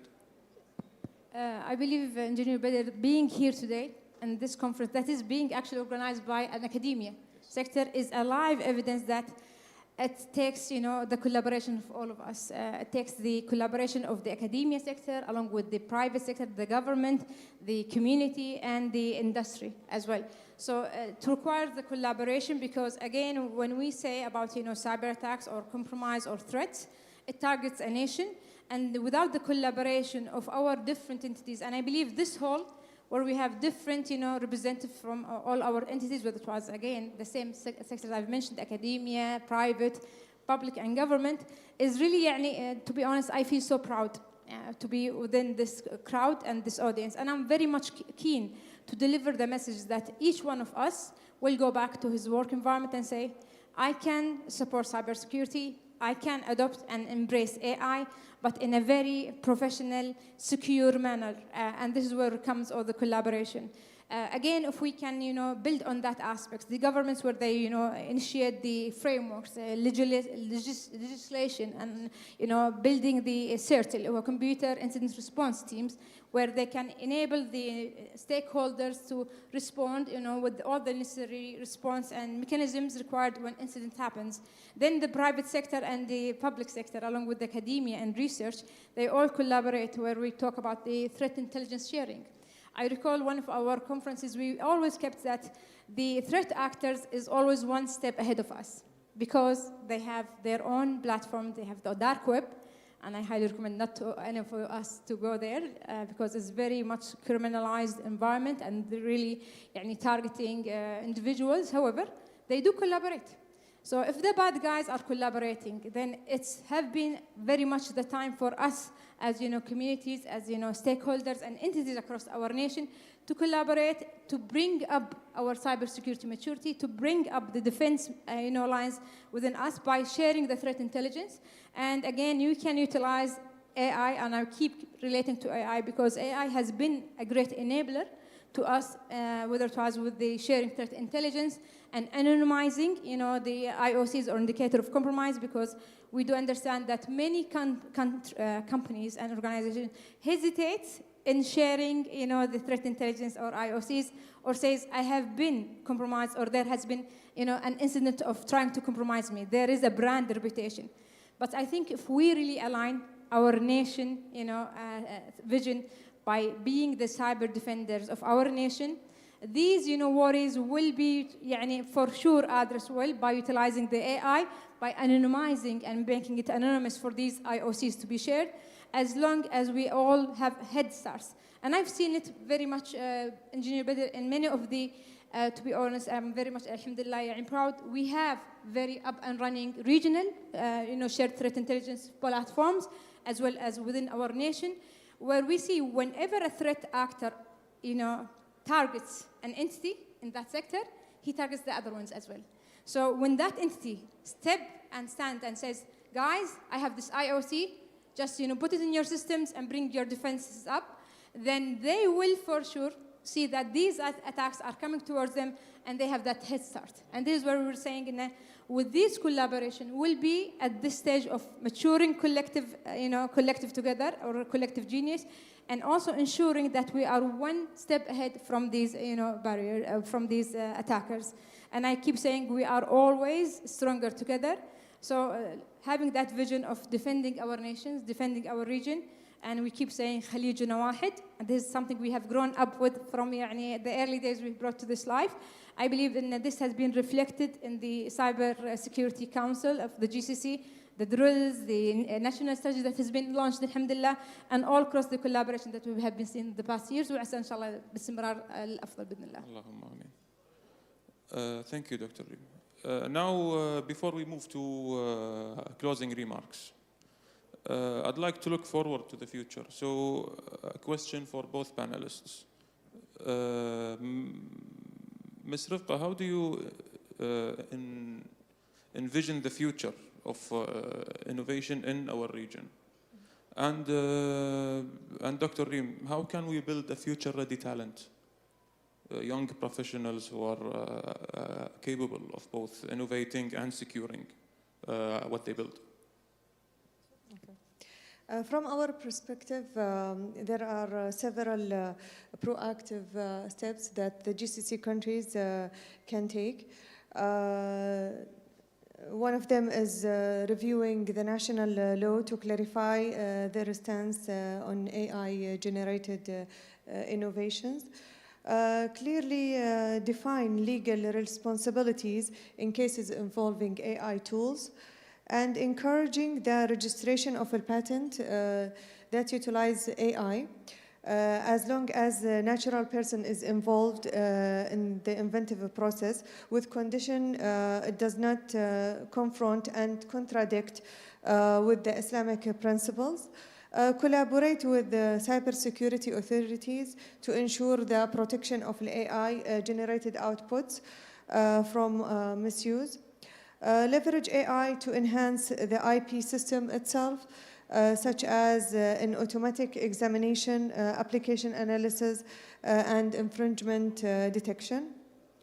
As a conclusion, I can say AI is confronting us with a question, with the questions actually that were unthinkable just a few years ago. Today we are not only facing a challenge, we have an opportunity to rethink how we define and manage innovation. From this distinguished forum, we affirm that the GCC Patent Office is truly committed to closely following this issue and actively participating in every joint effort to ensure our legal system are supportive, fair, and ready for the future. Thank you. Okay. It's about the future talent. So building our future talents and our future leaders. I'll be putting now the hat of the Women Cybersecurity Middle East, where we are initiating boot camps and initiatives that really builds and helps and aligns with the national strategies of our nations, and again maps to the Global Cyber Index. The shortest skill, the cybersecurity, short skills globally has been highly flagged. And I believe in the GCC, it has been prioritized as the third top priority of addressing and closing the gap. So building our nation's talents is something that we are very much keen and very much serious within our GCC region. I believe there have been huge funds, huge investments from the governments to be partners, to be strategic partners. Today we have the NCSC as strategic partner for such event. So this shows the seriousness and the commitment of our government to build the talents, to raise the awareness, and have that cybersecurity, cohesive ecosystem that supports each other in that aspects. So when we talk about these, building national talents, and of course, making that national, let's say, future or national talents of skills capabilities, addressing many, requirements of the business, it really becomes very much questionable. Are we really, graduating from these training boot camps and the skills?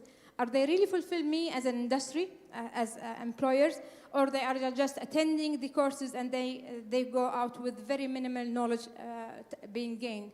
This is where the World Economic Forum and many other global entities worldwide have started targeting the skill-based and certified training boot camps. And this is, alhamdulillah rabbil alameen, I'm very much proud to say that WIXME and Women Cybersecurity Middle East have launched its first regional cybersecurity boot camp from Kuwait, which will be inshallah targeting graduating 1,500 talent across the region.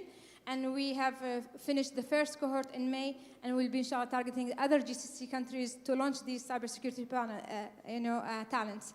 Another thing that we're doing also in these cybersecurity, again, community and building the skills, is that when we build curriculums, we also address the gaps, not only from the technical aspects, but also from the representative and inclusion. So our cybersecurity or CyberShe, from the name CyberShe, and I'm always being challenged by my sons, Mama, lesh mu CyberHe?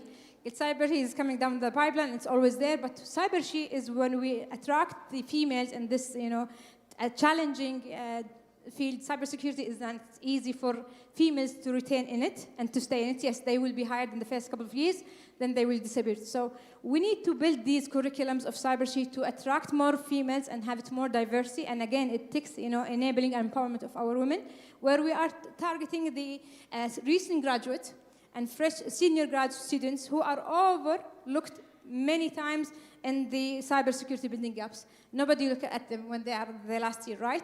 So when they are being senior grads and they are focusing on their academic, finishing and getting the credits and the project being submitted, we attract them in this cybersecurity bootcamps. It's a 4 weeks bootcamp where they have 3 certified technical certification. In addition to the 4th one, we prepare them to become, spokespeople. They can build their brand. They can promote themselves, because when we graduate from our university, and I'm very much proud to become جامعة الكويت خريجة جامعة الكويت in this computer, we didn't have that brand skills or communication skills given to us. We learned it through our journey of career. But I believe from our lesson learned that our boot camps give and focus on that brand building and community where they can have that communication skills. So, as I said, building such, initiatives that address and ticks all the boxes. Is it addressing the gap, building our talents? Yes, and our vision, and nationally and regionally, is to have our sufficient digital ability, اللي هو تحقيق اكتفاء ذاتي رقمي, hopefully within our region. It's not today, it's not tomorrow. It will be a journey, but we need to initiate such steps. And I believe this conference is one of the steps that build the mindset towards such vision. And I believe Kuwait has been always a pioneer in such initiatives.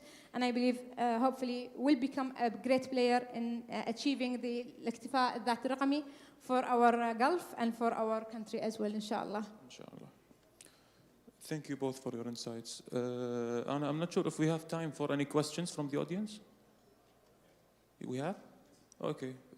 We might squeeze in 1 or 2 questions from the audience, if you guys have any questions. أصعب شيء أول سؤال اللي who says the first question. Challenge us. We're here to address, inshallah, any questions or queries. Okay. I don't think we have any questions. So, thank you for the audience. First, for the attention. And I'd like to also thank my panelists, Ms. Rifqa Sadoun and Dr. Reem Shimiri, for sharing your valuable expertise. And if you have any final words, Dr. Reem. Amana, I would love just to share a final thought on learning. I do believe that our life is a learning journey. So remember these 3 words: learn the skills, unlearn the old skills, because there are many old schools, and today we're very much rapidly being growing. So let us capture these digital and new emerging skills, and unlearn these old skills, and relearn new skills that will keep you always, up to date. Before they were telling us in the medicine who needs to keep and continue learning. Today, in running your business, you need to keep up to date with the technology. And even securing these businesses, you need to be always, up to date. So continue investing in yourself, because when you invest in yourself, your organization will benefit, your country will benefit, and your whole region will benefit. So keep learning. Thank you. Thank you so much. Ms. Rifqa.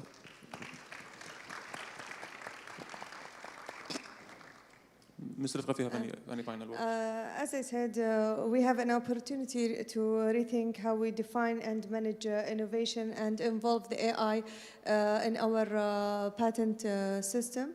So we need to work on that, and hopefully, inshallah, we will gain a big steps in this field. Thank you. Inshallah. Thank you so much.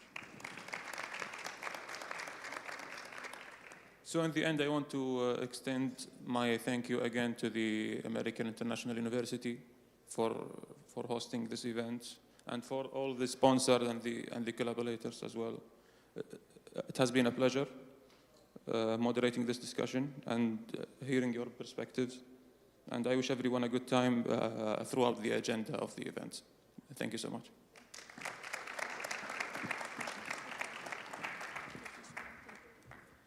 Thank you so much for the rich discussion we have, and let's hope that all of those great outcomes will come very soon. I would kindly ask Mr. Richard and Mr. Bedra Sayer to join us at the stage for the flag presentation and the group photo, please.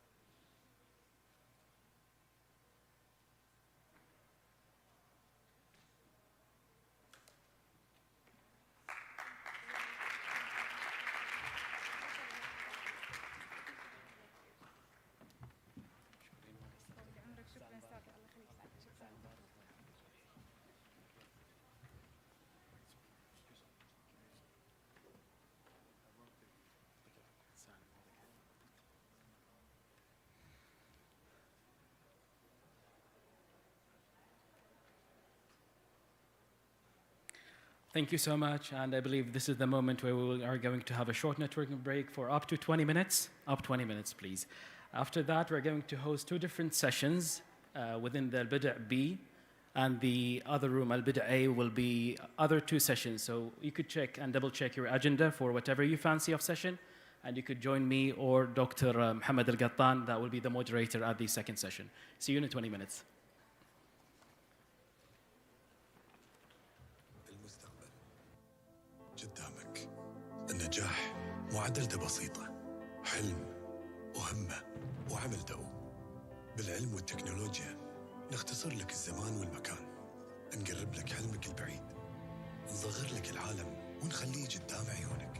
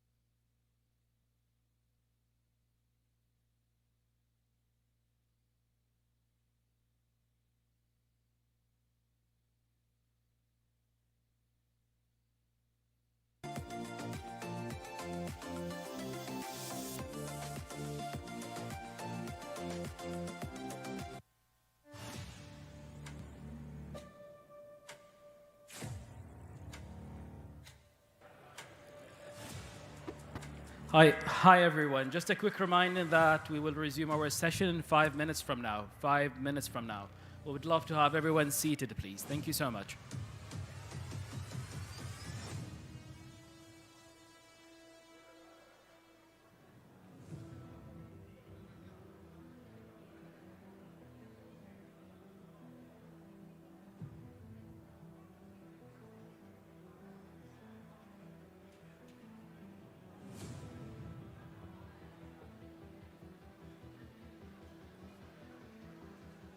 انتم قاعد تشتغلون مشروع حقيقي، مشروع دولة. طيارة مسيرة لخدمة القطاع البحري.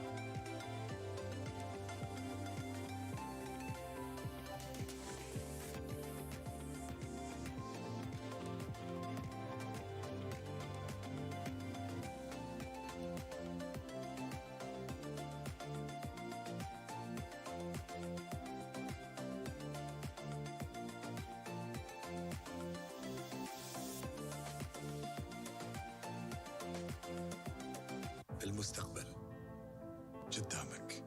النجاح معادلته بسيطة: حلم وهمة وعمل دؤوب. بالعلم والتكنولوجيا نختصر لك الزمان والمكان، نقرب لك حلمك البعيد، نصغر لك العالم ونخليه قدام عيونك، نطورك ونعاونك، نغير نظرتك وتطلعاتك للمستقبل. الجامعة الأمريكية الدولية.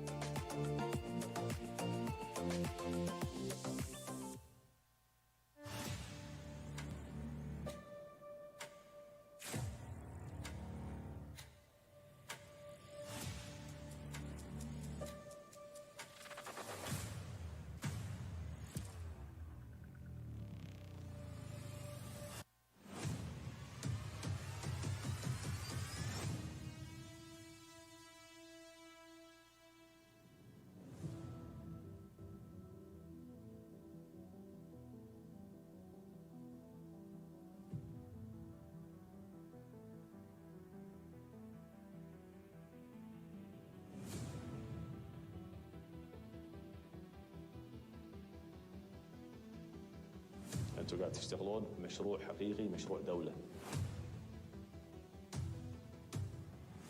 طيارة مسيرة لخدمة القطاع البحري.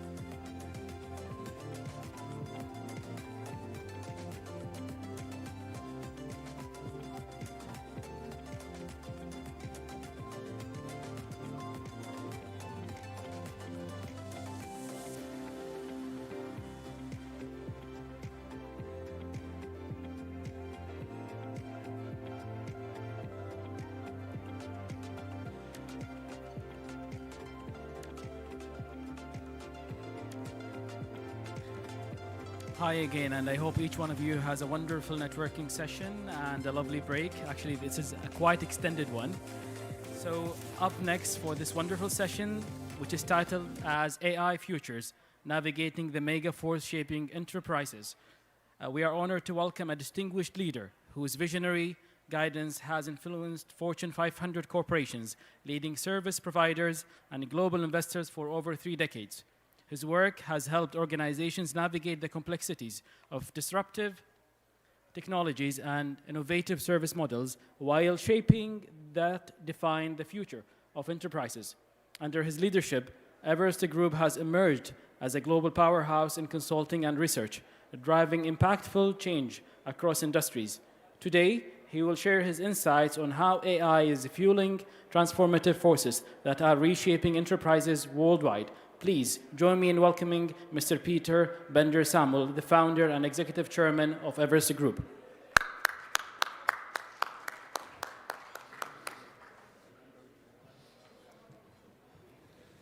Great.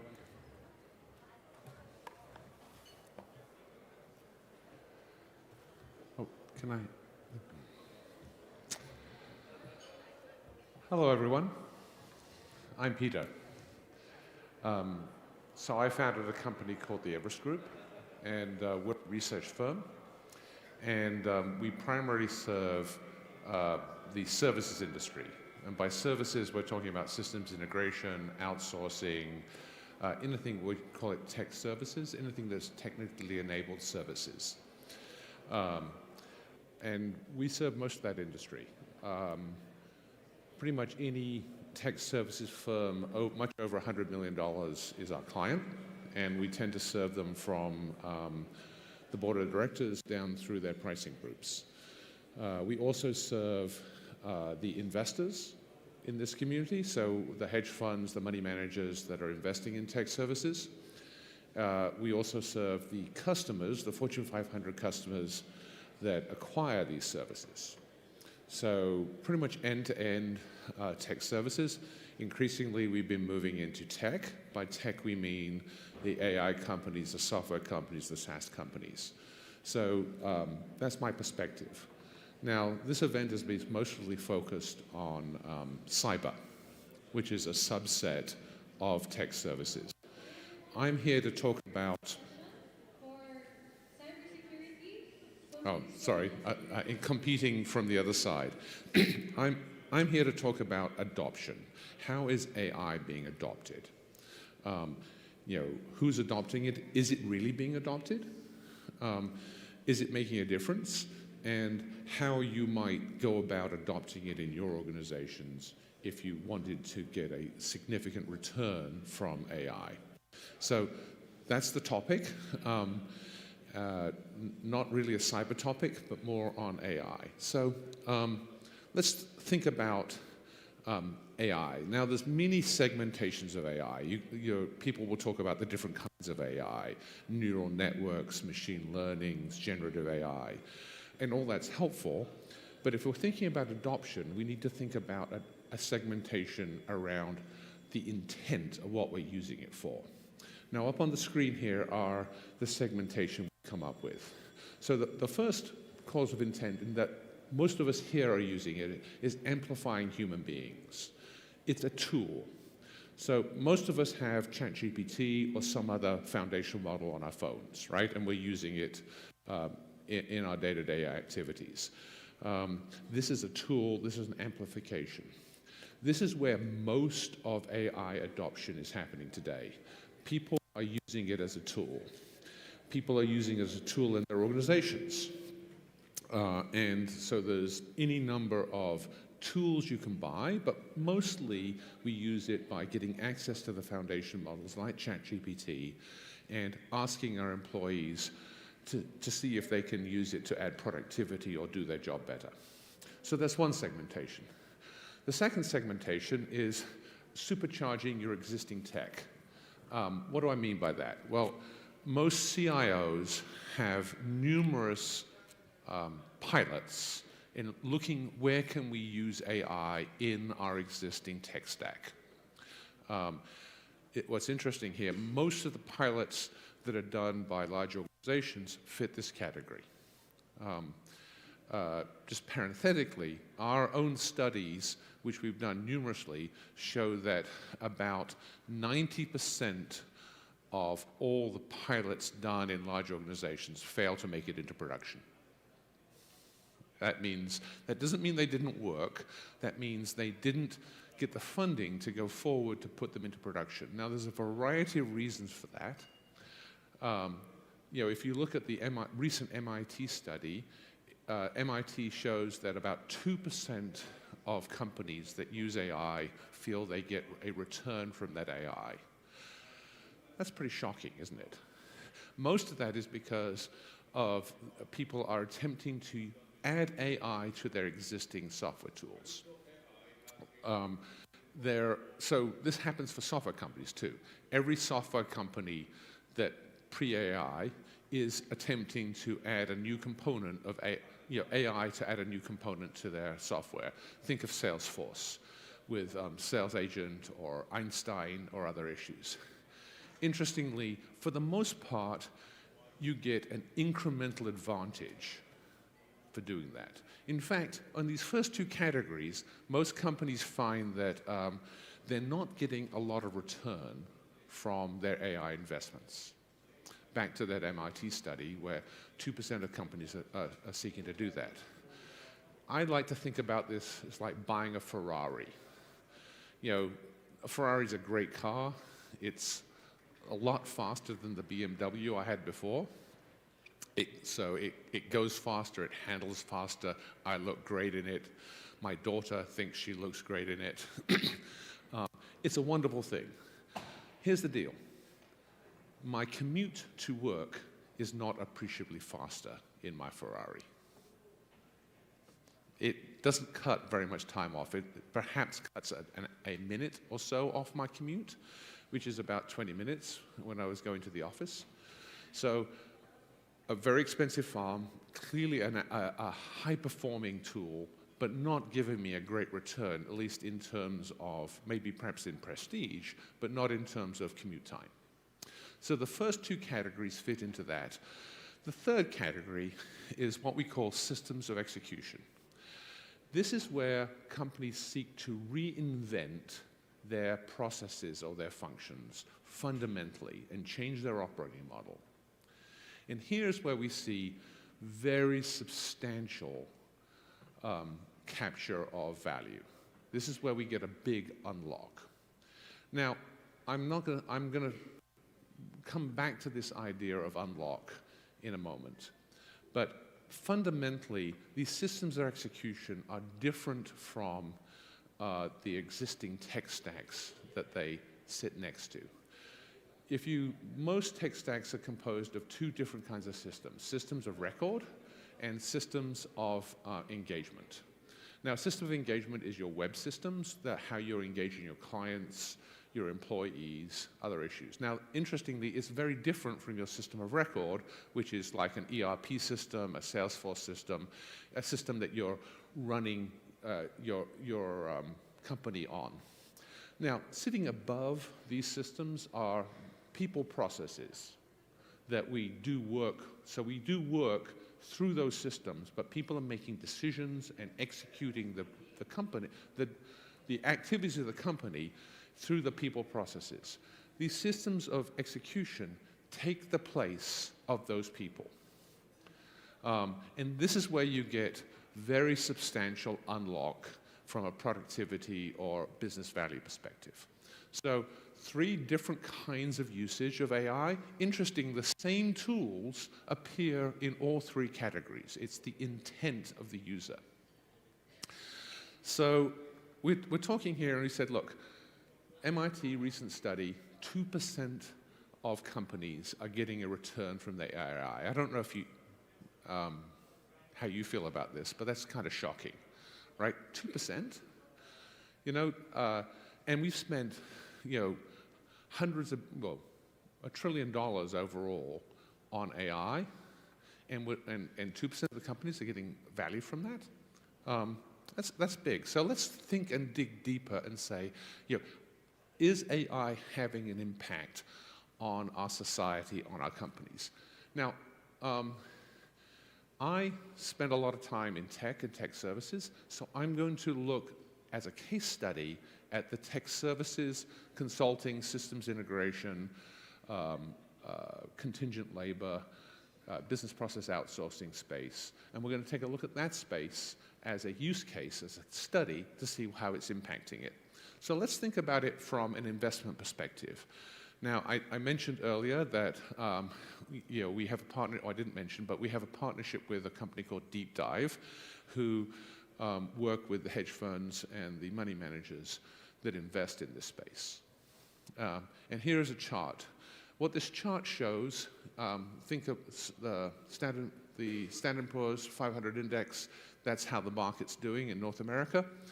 The investments in core infrastructure driven by AI doing much better than the S&P. Look, software players. Increasingly, the software players, people like the SAPs, the Oracles, well, Oracle's different. They're becoming more of an infrastructure player, so their stock has done better.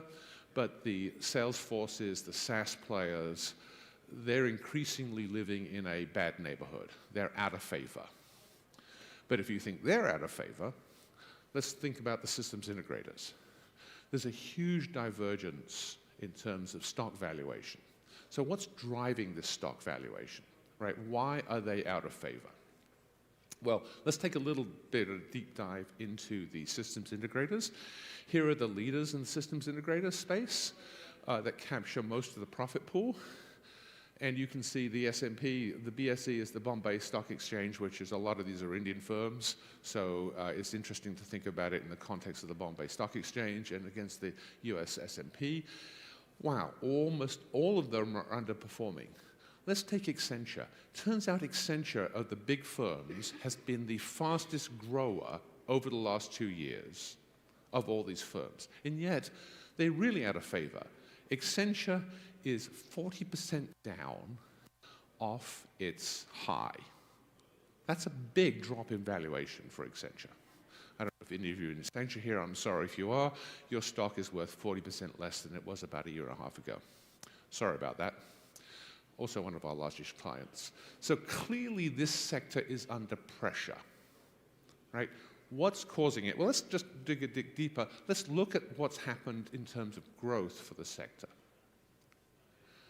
All right, so here we have here in June 22nd, quarter ending June 22nd, 13.5% growth. That was its high. That was at the end of COVID. So we had the COVID boom. And then we have a steady deceleration. Now, to some degree, that deceleration can be explained by the wave of COVID. So we pulled forward a lot of investment into the COVID period, and we need to recover. But in all other economic cycles, tech services has recovered within 5 quarters of its high. Anyone count 5 quarters here? This is not a story of any recovery, right? What's causing this? So it had this deceleration, it went into contraction for 3 quarters, which is very unusual for, it actually hasn't gone in contraction for more than 30 years. And then it's sort of bumping along at pretty much flat growth. So the industry itself has stopped growing and looks like it might be going back into contraction again. Why is that? Well, I have a macabre sense of humor. Vive la révolution. Let's talk about that revolution. And that revolution is, in fact, AI. AI is causing this to happen. This is what's causing the stock to be out of favor. This is what's happening. And it's this analysis we're giving to the investors, which are causing them to short or sell their holdings in tech services, in systems integration. Now, what this picture here shows you is that AI is going to cause the services industry, systems integration, consulting, outsourcing, BPO, to divide into 3 different segments. The traditional sector, Now, the traditional sector is currently dominated by the Indian firms or the Indian operations in a labor arbitrage model. Most of their profits are generated by doing work with junior people in India, Philippines, and other low-cost locations. And that has been the dominant model for the last 30 years in this space. It is also responsible for about 90% of the profit pool in this space. So we will continue to have that as part of the industry. We'll have arbitrage plus AI. We'll have these same firms adopting AI, changing their business model to use AI and being effective. And that will be a segment of the marketplace. And then we'll have another segment, which is almost a software only. If you want to think about software only, think about Palantir. Though Palantir does have a services, a software dominant model. Now, each of these are different business models. This is what we believe the market's going to look like. Now, if you are a CEO of a tech services firm, I am now showing you a horror movie. Okay? This is the scariest thing I could possibly show you. What this shows is rapid, well, it shows a lot of implications. It shows you that the AI model is going to quickly supplant the labor arbitrage model. Right? Now, we could argue about how long it takes, and we'll have that discussion in a moment. But I will tell you, I've had this conversation with now most of the CEOs of the large services companies, and all of them agree with this analysis. I haven't had anyone push back on it. Whether that's Accenture, Infosys, TCS, Capgemini, go down the list, Booz Allen, they all see this happening. So yellow is the traditional. Green is a evolution or it is the current model that is changed, but is still sort of people think of the green being, yellow being 5% technology, 95% labor, and most of that labor offshore. Green being probably 50% technology, AI, and 50% labor, and blue being 80% technology or 85% technology, AI, and 20 to 15% labor. All right? This is mind-boggling, right? This is change on a scale we haven't normally seen in industry. And we're talking about consulting, systems integration, issues like that, right? Now, if you're a company running this, again, that's really troubling to you. Let me give you a few more fun facts. Okay, this would imply, so how do we know this is happening? Okay, well, this would imply a couple of things. First of all, that the SI industry is going to consolidate pretty quickly. Let me give you my rationale for that. Currently, we're benchmarking people who've shifted their operating models are operating at about 45 to 50% improved productivity over the yellow. Green is operating at 45 to 50% productivity over the yellow. It's almost impossible to believe we won't get to a steady state beyond 80% of productivity improvement. Okay? Those are, by the way, fighting words. 80% is huge. And we can already see a clear path to getting there. Now, if you're Infosys or TCS, okay, what does that mean to you? Well, there's a cost to AI, but what that means is that what you'll be able to charge, your revenue, will be roughly half or less than your covering revenue. So if you're Cognizant and you have $30 billion book of business, over the next 3 to 5 years, that $30 billion book of business is going to turn into 15. I don't know if any of you run public companies, but I just wrote your epitaph. It'll be on your tombstone after the third CEO got fired. Okay? You cannot survive if your revenue collapses by 50%. And that is what almost assuredly is going to happen. So this will mean they will have to buy each other. They will have to consolidate. We're going to see massive industry consolidation in systems integration. It has to happen. Another factor driving that is, when I got into this industry, and as you see, I have blonde hair, gray hair. I got into the industry in 82, actually 83, and I worked for a company who was then the leader in this industry called EDS. And between 83 and 91, this industry consolidated because it became more and more of an asset-based industry. Labor arbitrage started coming in 91, and it became about labor, and it fragmented. So the more investment you have in a services model, the fewer players you have. So we have a lot of factors that's going to drive industry consolidation. By the way, those of you who buy services here, you should expect a dramatic reduction. Now, another thing you would expect to have happen is intense pricing competition when you were looking at this. Well, look, I'm a proud father. I love my children. I think they're beautiful. I'm a proud grandfather. I think my two grandkids are wonderful. I'm also a proud father of this company, so have a little hubris when I talk about my own firm that I founded, so if you'll excuse that. But we have the world's leading pricing practice on services in our firm. So what's happening to pricing today? It's collapsing. We can now see large companies doing work at cost. At cost.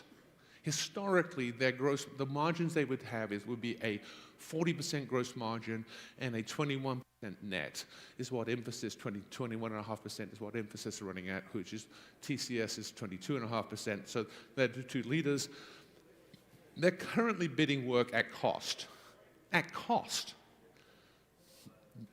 What this shows you is the signals are in the market that this is happening and happening now very fast. So how do you square that with only get 2% from AI, right? Well, apparently it's affecting this market in a much big and dramatic way. All right, so let's dig a little deeper, shall we, as we go into this. Excuse me, I need to give me my time here. 21 minutes. I'm trying to time it for 40. So fundamentally, when we think about AI, we have a continuum we go down. In the business process that we're dealing with, and in this case, it's the SDLC, the software development lifecycle, which is the core component of the services marketplace, where about 85% of the profit pool is generated. We're talking about different operating models, right? So as you move down the AI continuum, you have to move to different operating models. And the evolutionary one is the first one that we believe people go to because they take what they have and they try and evolve it. And then the moving to the blue, which is the software only, is so much change for the enterprise that they typically prefer to first start on the green. So interestingly, most of the industry and likely most of your companies have added AI to what they're doing. And they're likely getting a small incremental advantage. You think you've moved, but you haven't shifted to the operating model. The point I'm making here is, in our research and adoption, most of the unlock that happens from AI happens when you change your operating model, not when you add tools to your people. Back to the Ferrari, right? You can buy a Ferrari, you can drive it to work, your commute will not be substantially lower. This is what people are doing. They're just adding AI to their tools and hoping that a more effective person results in a more effective process. And it turns out it only happens marginally. You have to shift your operating model to do this. And here is why most firms struggle. Because in the words of Machiavelli, there's nothing more difficult, nothing more dangerous than to introduce a new order of things. And changing your operating model is the equivalent in business of a new order of things. It is hard. Now, as we look about this, and we spend a lot of time studying those who are getting unlocked, they take their own paths. Now, why is this? What is happening on this? Well, you would think, in terms of the analysis, that the most value would become to go to a software-only model or a software-dominant model. You know, in the SDLC lifecycle, we're talking about, you know, 80 to 85% software, 20 to 25% people. Why wouldn't you do that? Why wouldn't you start there? Well, it's because of the change the company has to go through in doing that. Let me give you a thought experiment. If you can do in the SDLC lifecycle in a day what you were doing in a week, wouldn't that be great? That'd be awesome. Here's the problem. To do that, you would have to forward deploy engineering into your business because they would need to be in minute-by-minute conversations with the business making adjustments. Could you do that? No, you don't run that way. You would have to change very dramatically to unleash this model, to let this. Otherwise, if you just had your service provider doing the work, let's say in India, okay, well, you know, you would meet them, you know, and get back to them a week later. Well, they would be waiting for a week. They would do it at a minute, and they'd be waiting a week to get back to you. Your Ferrari is still stuck in traffic. So the change here has to happen on the enterprise or client size well, it has to start there as well as on the delivery side to get the unlock going forward. And what this shows is each client, as you move forward, thinks about this differently in terms of their own constraints. So there's two truths about unlocking value from AI. The first, as I've already said, is you have to shift your operating model. The second truth, okay, and this is really sad, is you have to take a future back approach. Well, what the heck do you mean by a future back approach? Well, most companies, and likely all of us in here, wait for others. When we're faced with a new technology, what we like to do is we adopt it, we get ChatGPT, but we wait for other companies to make the big changes. Once a number of other companies have made the big changes, and we can see how it works, then we say, I want to do what they did. It de-risks the model for us. It reduces the uncertainty of what we're doing. Here's the problem. In AI, no one has made these big changes at scale yet, and certainly are not enough for us to understand how to do it in our kind of company's way. So if we want to get the value, we have to be a leader in this process. For your organization to be able to shift, they have to know what they're shifting to. So another problem with AI is it challenges so many of our fundamental assumptions about how we're going to work. It challenges, and I'll take us through in a minute some of those challenges, but it challenges the type of talent we have, our organizational structure, our vendor groups, pretty much everything, how we engage with our stakeholders, everything changes. So taking a status quo forward or a process forward model, which is, okay, I've got my current way of doing things. I'm going to add some AI to it. I expect it to change. It doesn't change. You have to take the organization through and say, what is this going to look like in the future, and work back. So two truths. You don't get the significant unlock until you go through the operating model change, hence why you get the MIT study, which is only 2% of the firms. And by the way, the 2% of the firms that did that, we've examined that. These are the guys who went through the operating model change. And to do it, you have to take a future back. You have to show your organization what that future is going to look like, not just a set of charts, but they have to be able to walk around in it. It has to be real. Everything about that future, they're going to be super cynical about everything about the future. It hasn't been done yet. They're going to test it. They're going to argue with you. They want to know why you believe that. So in order to do that, you really have to take them through a process. You have to build a very robust future cast of what the future looks like, how the whole operating model is going to work. I talked to you about the SDLC lifecycle and how if you can do it in a day, what you did in a week, your stakeholder engagement has to be different, right? You know, your you have to take them through all of it. They're not going to really move until they have enough understanding that, that all the different pieces work. In fact, we don't pay them to make mistakes. We pay them to not make mistakes, right? And if it's like asking them to do a step off a cliff without knowing what they're going to land on, right? You have to give them some certainty of what they're going to land on. And then when you have that and you can build consensus around that, you have to build a path for them to how to get there. So those companies that are getting value are effectively going through this process. They're building that future cost, they're then building the path. Now, I have a house in Vail, Colorado. Well, it's just down the valley from Vail.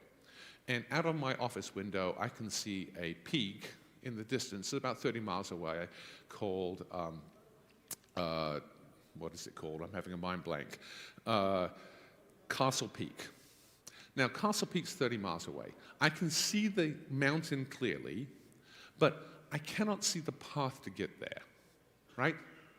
I happen to know that there's a freeway, 2 rivers, a lot of fences, private land, public land, some bears, some mountain lions, some forest, some desert, all of that between it. But I can't see that now. But I do know if I want to get to Castle Peak, I need to put gas in the Jeep. Okay? I need to start the journey, and I need to start moving. As I move towards the peak, I can see more and more of that detail. This is, in fact, how you have to build these online maps going forward. So let me just review for a moment. In tech services, this is having a devastating effect. We've already seen capital fleeing from the space. We can already see pricing fewing, but we're having companies really struggle, and they're having to go through this process. Now, what's interesting is not, yes, it's about the delivery changing, but it's really about you changing so the delivery can change. So let's dig a little deeper into what that might look like. So, I talk about operating models, and people say, what the heck are you talking about, Peter? That's a great esoteric term. Can you make it specific? Well, here's a sort of some of the components that go into the operating model. For example, here, just people, how much is being done by agents versus by people.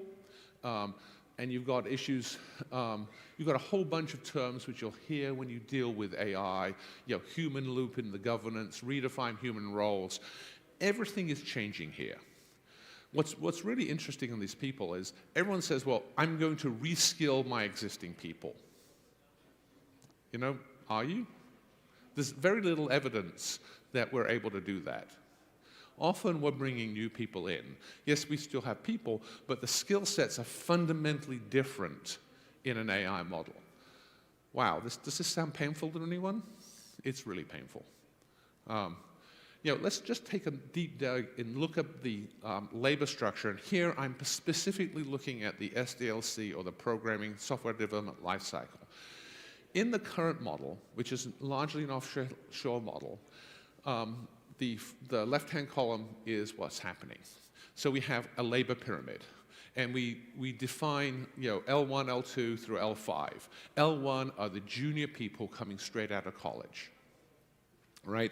And the way that the industry makes money is largely with this pyramid offshore in India or the Philippines or a low-cost installation, and in L1 and L2.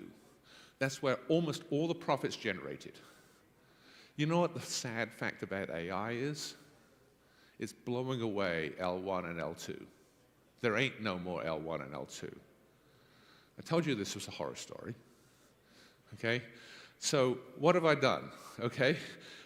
First of all, I've blown away the profit pool for the entire industry. L1 and L2 subsidizes the rest of the pyramid, and on the onshore component, all the sales activity. And I just evaporated it. Sound painful? It's really painful. really painful. Furthermore, the model changes. Now, the far side is actually, I don't think, an accurate representation of that. We are not this is a theoretical model. I personally believe that L5 will be the widest part of the pyramid. It'll be an inverted pyramid. We will have forward deployed engineers in the business, and they will be driving most of the value, and you'll have some support back, and it may or may not be back in a remote location such as India. I'm just illustrating just how profound these operating model changes are going to be for you. And it's coming for you in every other area as well. This is just the SDLC, the programming in the services industry, where we have data. As we look at other areas, the same general thing is happening time and time again. And here's the sad thing. Unless you make these changes, you're not going to unlock the value.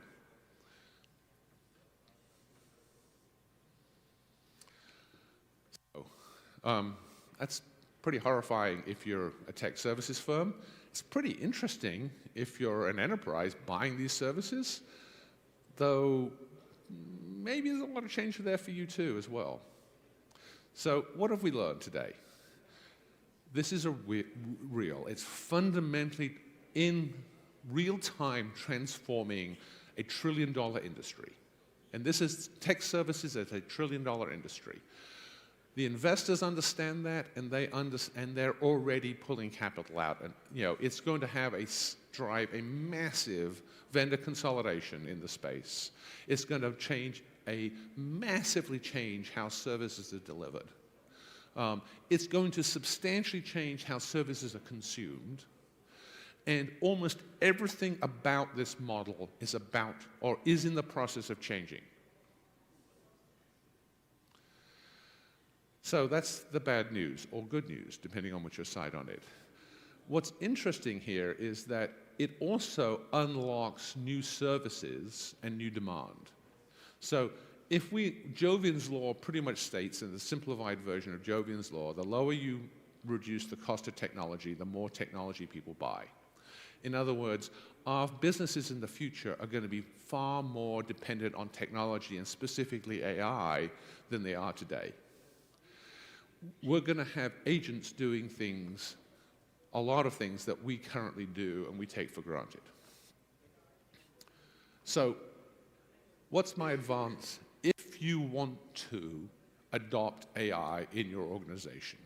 What is some advice here? I hate to use wartime. Another thing we find about transformation is typically there are three components. There's an empowered, committed executive. There is amazing engineering, and there is the shared vision in the organization and knowing how to change. So you've got to take a wartime view. You've got to, words matter. If you keep using your existing terminology to describe what you're doing, you'll likely get what you're currently doing. You need to change the terms. You need to start thinking about the objectives future back. So part of future back is stop thinking about the mechanics of the current process and think about the objectives you're trying to accomplish, what that's going to look like, and work back from there. You've just got to roll up your sleeves and get on with it. So that concludes my conversation today. And how do I turn this off? Yeah, I'll leave it there. Are there any questions that I can answer on this? Maybe it's provocative, maybe it's not, this topic we've been talking about. No questions, huh? Wow. Oh, yes.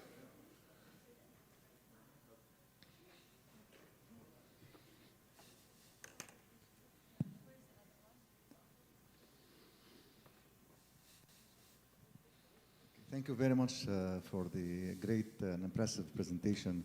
This is the second year already I attend your presentation. My question is that where do you see, from your point of view, the jobs that will disappear from now till 2030? Where are the jobs going to disappear? Well, if we were just talking about the SDLC, the program software development lifecycle, really the programming is going to disappear. Engineering is going to turn into more of a architecture situation. For example, there's a company called Monk that's based in London, does a lot of work in North America, does a lot of work in marketing. They've completely eliminated their programming teams. They just now have senior architects using AI tools that deliver projects at the moment about 50% faster and cheaper than they can be delivered by the traditional labor arbitrage. So, if you're thinking about SDLC, it's the junior people. One of the big problems here is if we keep eliminating junior people, how are we going to train new people to come in, right? You didn't ask that question, but it poses that question, which is if you have senior people. Turns out those senior people are often junior people. This idea you can't teach old dogs new tricks, it really seems to be an effect in AI. Turns out if you're taking young people with AI tools, they can start behaving, outperforming people of 15, 20 years within 6 months. So it's a very profound and different way of thinking. Thank you very much. This gentleman here. Hello. I'll get you in a moment. Hello, yes. Peter. Okay. Yeah, first of all, I would like to thank you for this amazing presentation, all right? And I would like to announce that I am a high school student, and in which my question is that seeing how in the next 15 years or per se, quantum computing could have a very lasting effort. So my question is, if quantum computing existed with AI, could it destroy the fundamentals of other majors, seeing how they're mostly unequipped with quantum? So quantum computing is what we call over the horizon, right?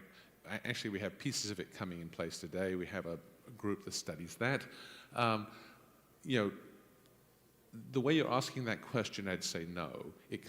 First, quantum does different things. It's going to be an existential threat in security. As soon as you get quantum supremacy, which we're probably about 5 years away from, and it may be the Chinese that get there first, it may be the US that gets there first, it doesn't matter.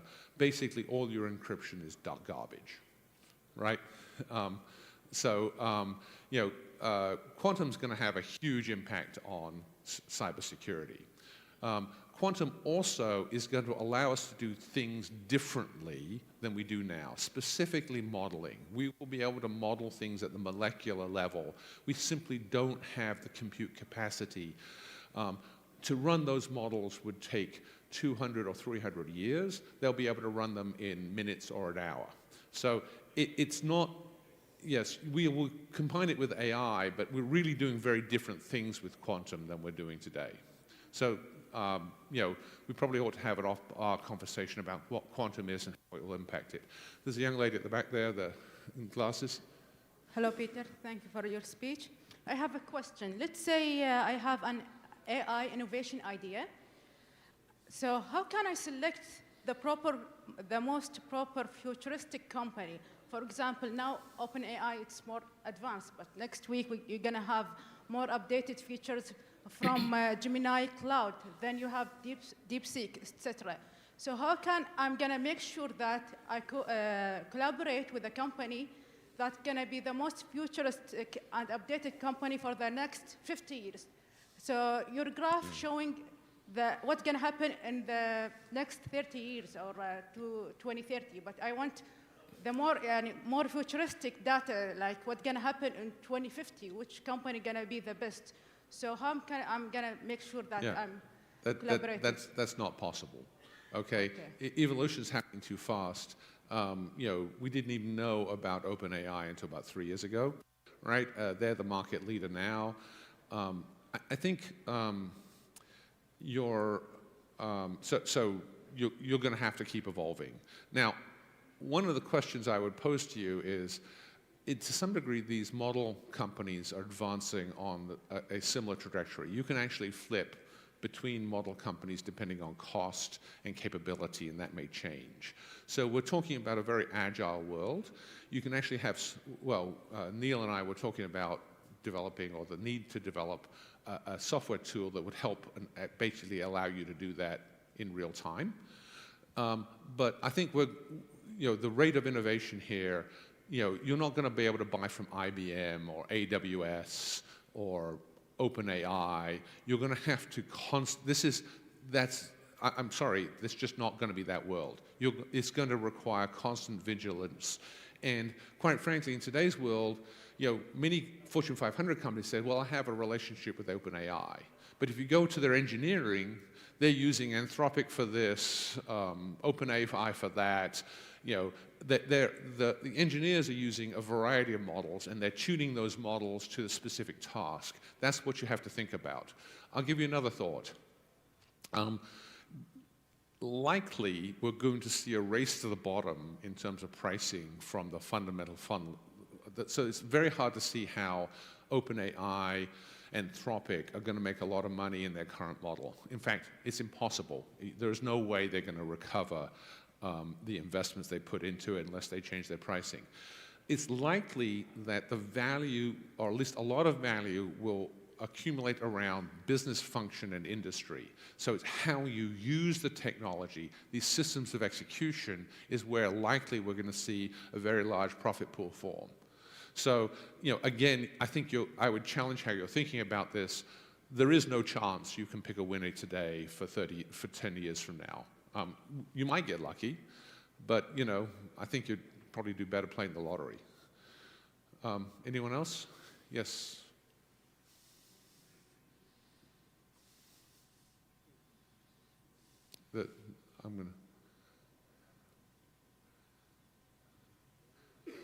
Sure.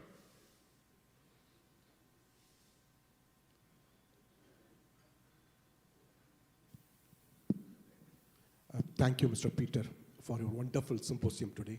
Really, it's very informative, innovative. My question is, you mentioned the table of contents, talent, skills, and organization model. This talent, skill, organization model, it's showing without AI, the percentage is very high. But with AI, the percentage is going very low. Maybe it's vice versa, or why it's going low. It should be increased, That's the first thing. So I'm failing to understand the question. See, the talent, skill, and organization model, you explained your diagram, the previous diagram. It's showing without AI, the total FTE base index is very good compared to 100%. But with AI, short-term outlook, it's decreasing compared to without AI. With AI, it's decreasing. So we're having basically AI to people substitution. Is that what you're asking about? So, yes. And so what is the question? So yes, basically productivity gets released when you have a machine to labor substitution, right? So what's the dilemma there? What's the controversy? There is no controversy. Without AI, the percentages keep on increasing. But with AI, the percentages keep on decreasing. Yes, that's right. Yeah. What is the meaning in it? What's the rate at which they decrease? What is the meaning in it? Why it's decreasing? With AI, it will be increasing, Why it's decreasing? Well, fundamentally, we can have AI agents do what the people are doing, right? I mean, that's a simplistic way of thinking about it. It's a little bit more complicated than that, but fundamentally, so if you think about it, it took 100 people to do the task, right? We now deploy AI agents. A very simplistic way to think about it is I now have a set of virtual people doing what people are doing, right? And therefore I need fewer people, right? Also, what the people are doing now that I need are doing different things, okay? So, and that last piece is critical, right? It's not just taking out people. What's left, or the people left, are now doing very different tasks than they were doing before. Hence the problem around retraining. It's not just, so hence the magnitude of the operating model shift, right? And that's the conundrum, or at least the pain that's involved in moving to this new model, right? You fundamentally you reassess everything you think about how you did it before at scale. And turns out our current processes are very convoluted, and we have a chance to completely reimagine how they should work. And you get yet another unlock in value when you do that. Thank you. Thank you. All right, I want some time. How much time? 1 minute? One more question? I have time for one more question. So there's a, all right.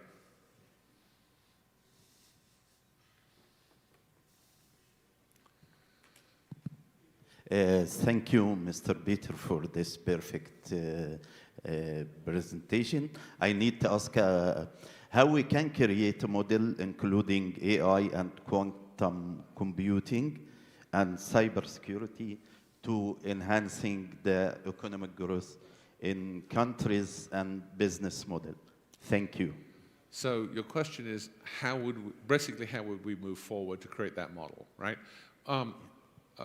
First observation, the technology to do that, make very substantial gains, is available now. We don't need the models to mature any further. They will mature, they will get better, but we currently have AI in our hands able to make profound changes. It's the ability for us to use that is what doing that. And fundamentally in my presentation, I kind of laid out some of the steps. Now, as a person, right, you know, my wife, for example, has become a power user of OpenAI, right? She uses it to, in fact, I was coming here and she said, oh, you're going to Kuwait, you're going to want to go to Oman afterwards. Oman's amazing. Here's all the things about Oman. I said, well, that's great. I didn't know you were an expert on the Middle East. She said, I'm not. I just have ChatGPT. Okay, by the way, here's the hotel you should be staying in, and here are the things you should be asking to do when you get there, right? She's a frustrated travel agent, basically. So, you know, so that's a use of it as a tool. But as an organization, you have to grapple with this concept of your biggest challenge is how do I deploy it and how do I get the value from deploying it? And I hope I laid that out. Really, to do that at an organizational level, you have to reimagine what that organization is going to look like, and then you have to help the organization from having that picture work back from that and how they're going to get that. That's the heavy lifting. That's why most organizations in the US or anywhere else are struggling to unlock the value. Those that are unlocking the value are going through that fundamentally operating model shift. And it's the, quite frankly, I'd hate to say this, but the engineering, well, engineering can be bought. We can find outstanding engineers. It's about throwing money at the problem. You know, only you can change your organization. That can't be done by someone else, right? It can't be done to you. It has to be, you have to do it to yourself. And hence, the struggle to release value from this. Listen, I think my time's up. I'm happy to talk to you afterwards. You've been a great group. Thank you so very much.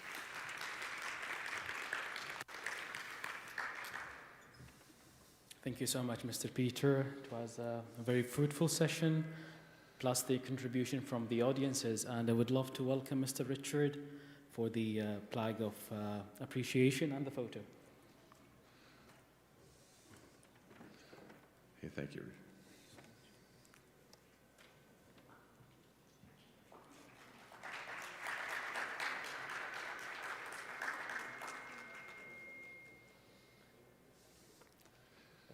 Thanks.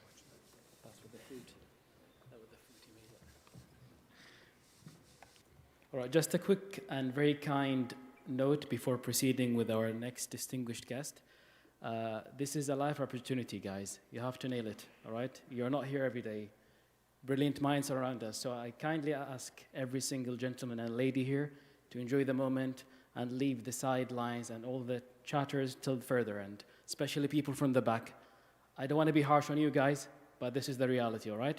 Everyone here trying their best to enjoy and have this as a one lifetime experience. So لو تكرمتوا الشباب والبنات اللي وراي اللي عنده سوالف يتفضل برا يسولف. All right, coming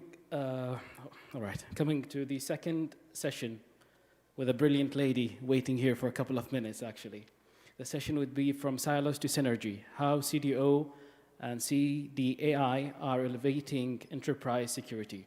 Our next distinguished speaker is a national security executive, US Army veteran, and former Chief Data and AI Officer for the US Department of the Air Force with over 35 years of experience, handpicked as the first strategic advisor for data to the US federal CIO. She has been instrumental in shaping government-wide strategies on data and emerging technologies, widely recognized as one of the most influential leaders in AI and data. She has received prestigious honors including AIM AI 100 Visionary Leader, CDO Magazine Executive of the Year, and the Data IQ Lifetime Achievement Award. Today, Ms. Eileen Vidrin will share her insights on how enterprise leaders can break down silos and build synergy to elevate organizational security. Thank you so much, and hope to have you on board again.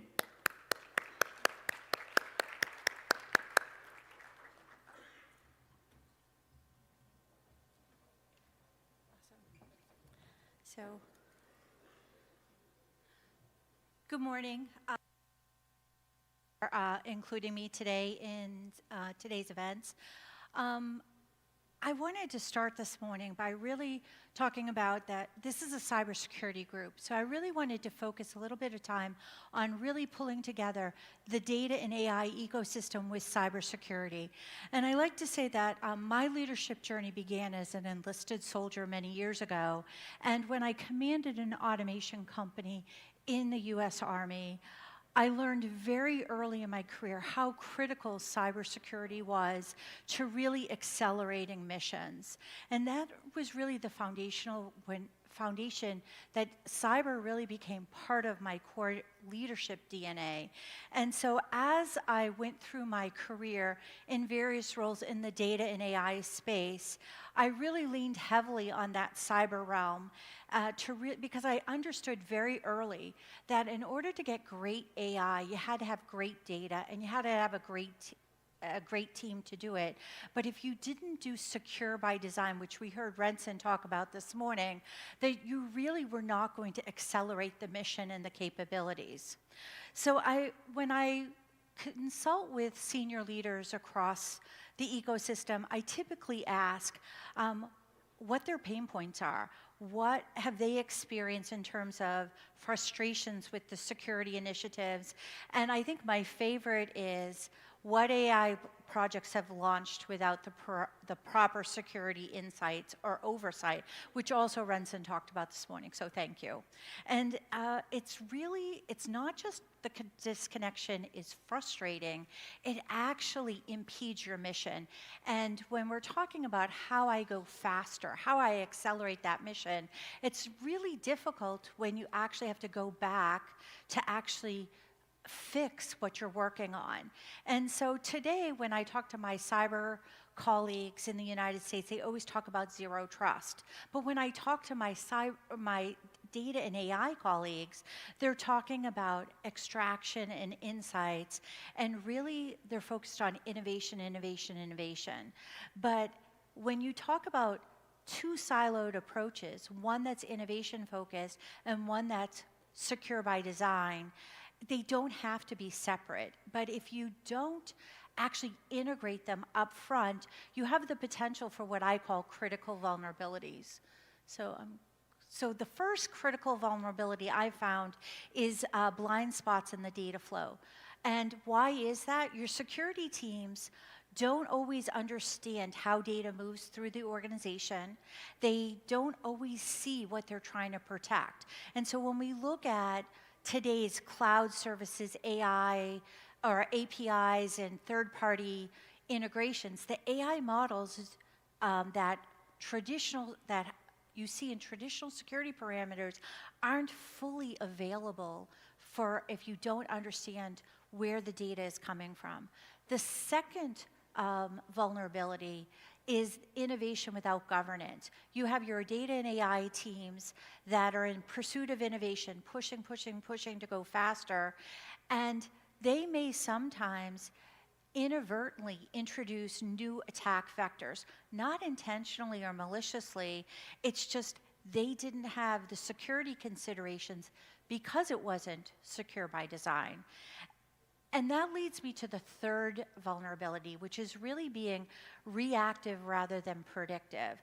When security and data teams don't collaborate, they miss opportunities to use the data that they have to really predict and prevent attacks, to really work in concert with each other to maximize connectivity.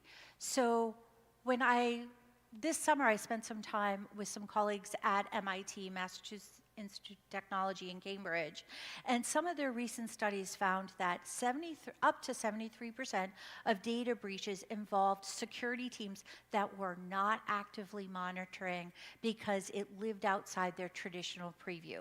It wasn't truly vulnerabilities, it was just visibility gaps.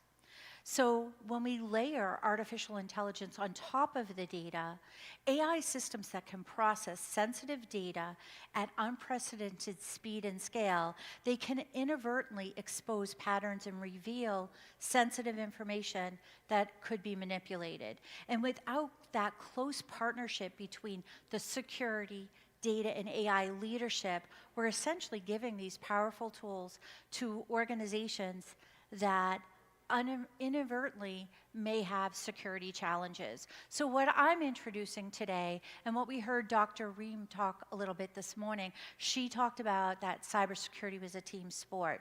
But the real team is a true digital C-suite where you have your executive leadership in the information security space, the data space, and the AI space working together as one really integrated, seamlessly integrated team.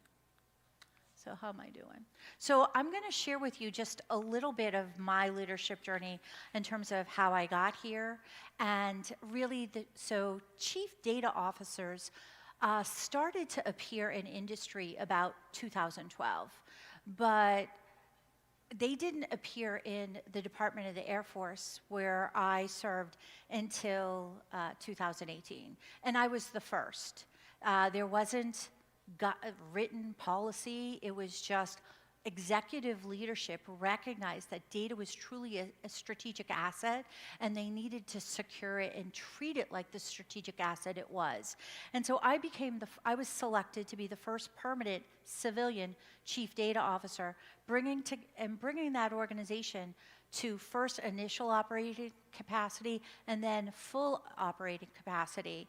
But there was really no roadmap in terms of defining what is success.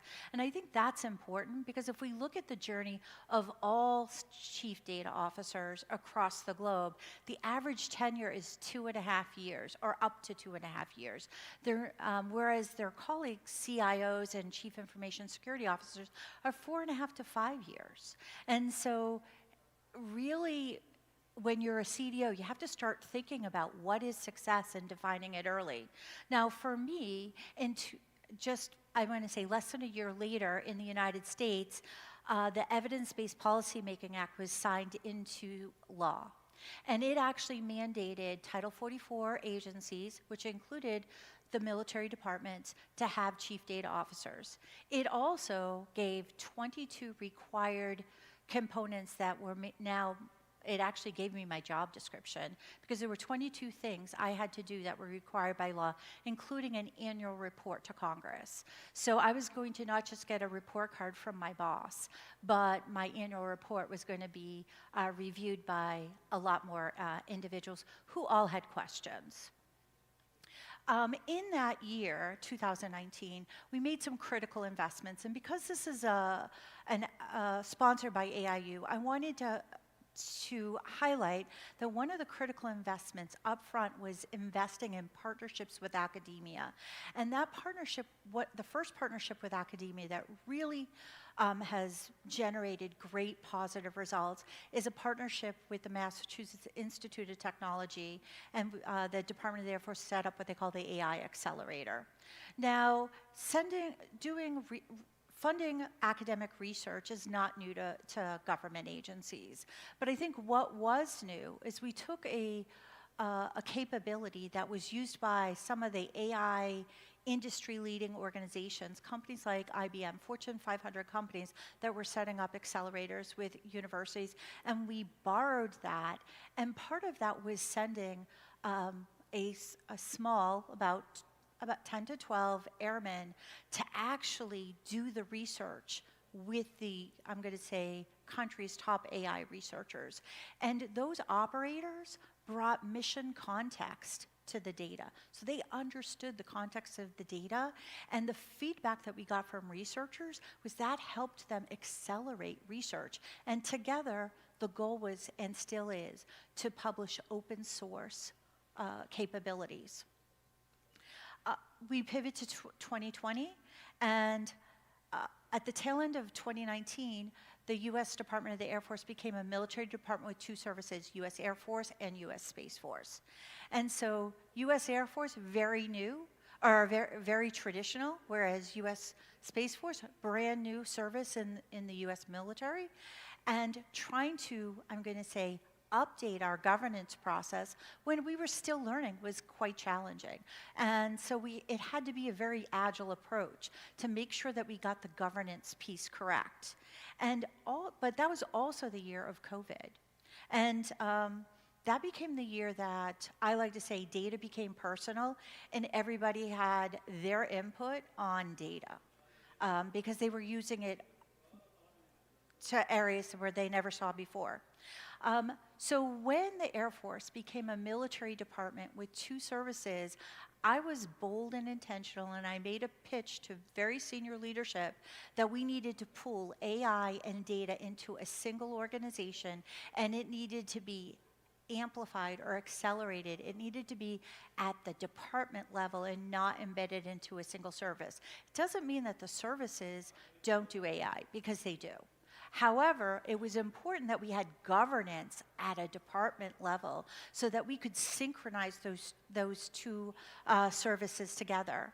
And when that decision happened, another decision happened. I was actually selected to be the first senior strategic advisor to the federal CIO at the Office of Management and Budget. And so that allowed me to bring an operational perspective to federal policy. Now, I was going to do this detail for a year, but the mission still needed to happen. So I was very fortunate that an amazing airman, Major General John Olson, currently retired, came on board, and he took the work that started and just continued to accelerate. And one of the things that he did was he stood up this concept called 8X, which was an autonomous data and AI proving ground. So they took the work that was coming out of amazing academic research and then worked to build out MVPs to test it with the testing community and move forward. And some of that capability has been made available into open systems, including Wingman AI. And as I was leaving my role at the Department of the Air Force, we saw Wingman AI actually get rolled out into public when we saw then the Secretary of the Air Force actually go up in an autonomous flying F-16, which I thought was super cool, but it was also executive leadership, really demonstrating that they were supportive and engaging and encouraging this capability. So today, when we look at CDOs and CDAOs, it's not just about data quality and analytics, but the best CDOs understand that data can be an asset, but if you don't do data securely, it could be a challenge for you. So if I look, yeah. So in 2024, Randy Bean, Tom Davenport, and Richard Wang published a study for the nonprofit CDOIQ that comes out of MIT. And they surveyed over 300 global level chief data officers. And what they asked, one of the critical questions was they asked leaders in top organizations about their data and AI journey was, what are you spending at least 20% of your time? And this is the laundry list that they came up with, but the thing that stuck out, I expected to see data governance and ethics and et cetera. But what you see here is they are spending 20% of their time minimum on risk and regulatory compliance, prevention of data breaches and cyber attacks, and fraud prevention. So this study is telling us up front, most CDOs are embracing the role of cyber as a shared responsibility with their colleague, the Chief Information Security Officer, right now today. And with that comes a lot of benefits because it helps really have a unified strategy where your data strategy should and can include data classification and sensitivity levels, access control and governance frameworks, compliance across jurisdiction, and risk management for data sharing and AI models. So when I look at the CDAO, or the Chief Data and AI Officer advantage in the cyber community, you may ask, like, why is this really important? And it's because these leaders are uniquely positioned to understand how AI systems interact with data and help the Chief Security Officers to reduce their risk when they move forward. And so the other piece that I think is very important to notice, and is, I'll put it on the other side, is most, I won't say not all CDOs or Chief Data and AI Officers report to the CIO. Many of them report to the CEO or their top military commander, or some of them report to the Chief Financial Officer, the Chief Strategic Officer. So it's not one place. And how I explain this to my colleagues is that I can be an advocate in the room when you're in another meeting, because the reality is, as executives, we spend a lot of time in meetings, and you can't be in all of them. So if you have somebody who's your change agent or your advocate that can advocate for you in the room, advocate for you at budget meetings, et cetera, it changes the perspective. The other advantage of the data and AI community is most of them work across business units and understand data flows end to end. So they can speak both the technical and the business language, which I think is a game changer in critical strategic meetings, especially when you're talking about financial commitment.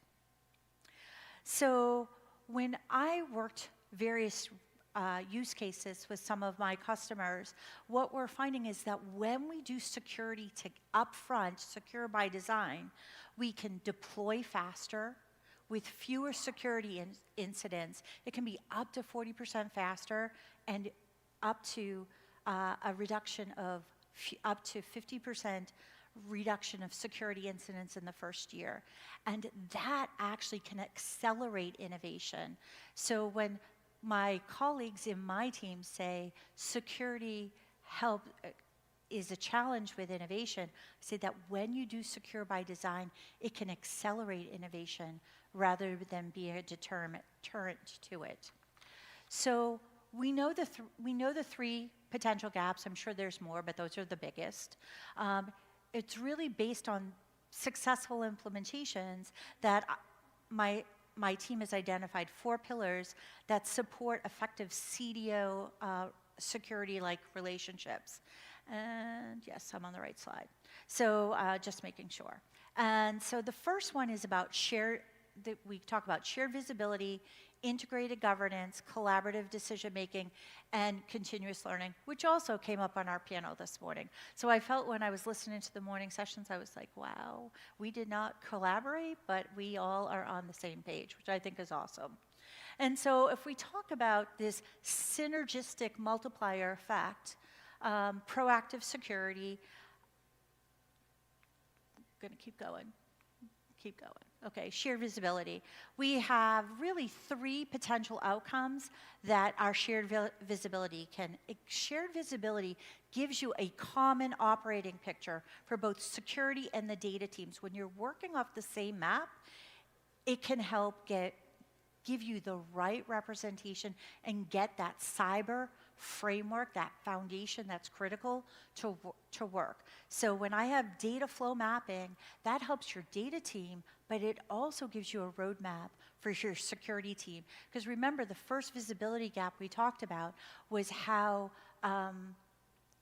when we move to the cloud and third-party vendors, we're not very good at telling our security colleagues where they need to be looking. Second one is AI model sensitivity. And I'm going to actually adjust this. And it's not just AI model inventory, but it's also about AI inventories. Because if you work in a very large organization, you're going to find that if you don't synchronize efforts in organizations that have decentralized budgets, you're going to find that you have the potential for duplicative investment. So it's really important that you actually know where that is. One of the pieces that we did very early, my team did in my former role, was to build an inventory that any leader could log on to say, is anybody doing this at all? Does it exist? Is it an idea? Is it an MVP? What tools they were using, et cetera, and what gaps were. Because it also helped us identify when we needed to pivot from maybe an out-of-date capability to a more up-to-date one. But it really helped us save revenue and resources to work smart. And then the other piece was real-time risk monitoring. And we saw Renzo this morning talk about how important risk monitoring was. But having both the operational metrics and the model performance, data quality, security metrics all rolled up into what I call a single pane of glass, or that common operating picture, it really synchronizes the team to be working towards a common goal each and every moment of each and every day. If we go to the second pillar was integrated governance. And integrated governance means your data governance policies and your security policies aren't distinct and separate. They're integrated, and they provide you an integrated framework that addresses both protection and enablement. So first we have the policy integration, but it's also about approval workflows, having joint reviews, not in a linear approach, but having the data, AI, and security experts reviewing them together, hearing each and recognizing the challenges so that they can get to yes together. And then it's also about compliance orchestration, automated compliance checking that considers both data, regulations, and security requirements. Because to be successful, you have to have both. And doing it in partnership actually is a way to accelerate that process. Pillar 3 is collaborated decision making, and I would like to say that begins at the top. Aligning when your cyber leader, your data and AI leaders work together, the rest of the team sees it. They see that when their leadership is working in concert with each other and presenting joint recommendations on both the data, AI, and security strategies, it's a win. It's also about cross-functional teams that do these joint security reviews together throughout the life cycle, not just doing a security review at the end. And then it's also about risk innovation balance, decision frameworks that explicitly address and weigh security risks against innovation opportunities, making clear decisions about how much risk an organization is willing to take. The last pillar that I'm going to talk about this morning is continuous learning. And it's really about making sure that both your security and data teams understand each other's goals and capabilities. And that collaborative approach is going to evolve. So imagine your threat intelligence team, the security people, showing your data leaders the patterns that they should be looking for, and helping them to identify where your organization might be vulnerable so that they can actually understand and be an advocate in the process. And then the innovation security assessment, where the data and AI teams regularly, not once a year, but consistently share new technologies and approaches that they're considering, and having that respectful conversation so that the right decisions can be made, both on the innovation and risk mitigation side. And then having joint training programs where you have cross-training opportunities where professionals learn about, the security professionals understand and navigate the data science and AI side of the house, as well as the AI and data science teams really navigating the security side. So this combined training opportunities, I have seen firsthand really accelerate change.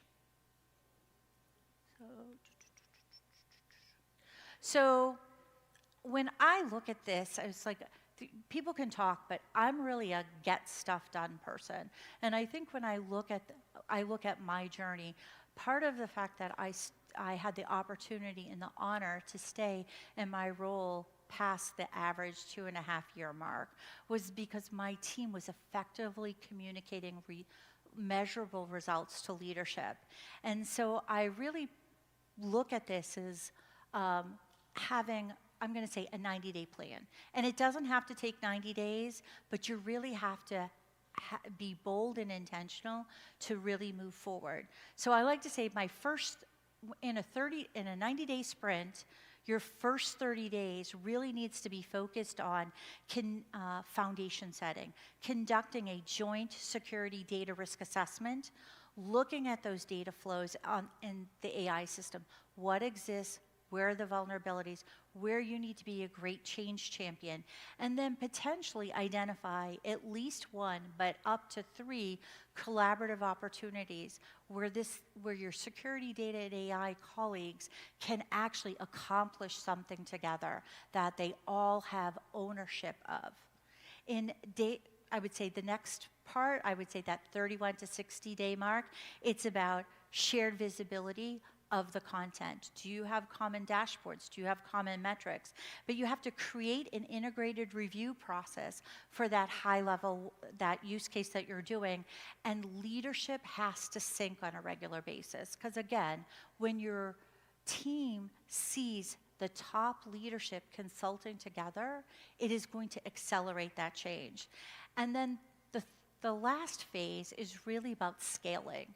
So earlier today, we heard that scaling is challenging, but expanded integrated governance from one use case to the next and beyond one, launching the cross-functional training programs, and measure and communicate results, especially early results, I think it's critical. And that measurement is really, I think, what makes the differentiator between CDOs and CDAOs that are at the up to 2.5-year mark and those that are longer, closer to their CISO and CIO tenures, to that closer to that 5-year mark.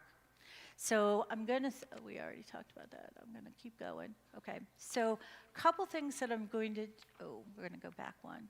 I went too fast. Now I can't go back. Boom, boom. Okay, so with Synergy, you have to have the metrics. I remember one of my first meetings with one of the top leaders in my former role. They said, how are you going to measure success? And I went in and I had 3 key measurements. I came out with 5. So when you have those measurements clearly identified up front, you can synchronize the team. And I'm going to tell you, one of them is always cybersecurity related. So if you're a CDO or a CDAO and one of your top is not cybersecurity related, you probably need to go back to the list. You need to talk to your colleague. I like to say make the Chief Information Security Officer your best friend, because it's critical. And so the first one is speed metrics. You need to time that the data from conception to production. How long's your MVP? How do you measure success for your MVP? Risk metrics. How many security incidents have been around a specific pipeline or a specific project? That might identify where you might need to slow down to actually speed up.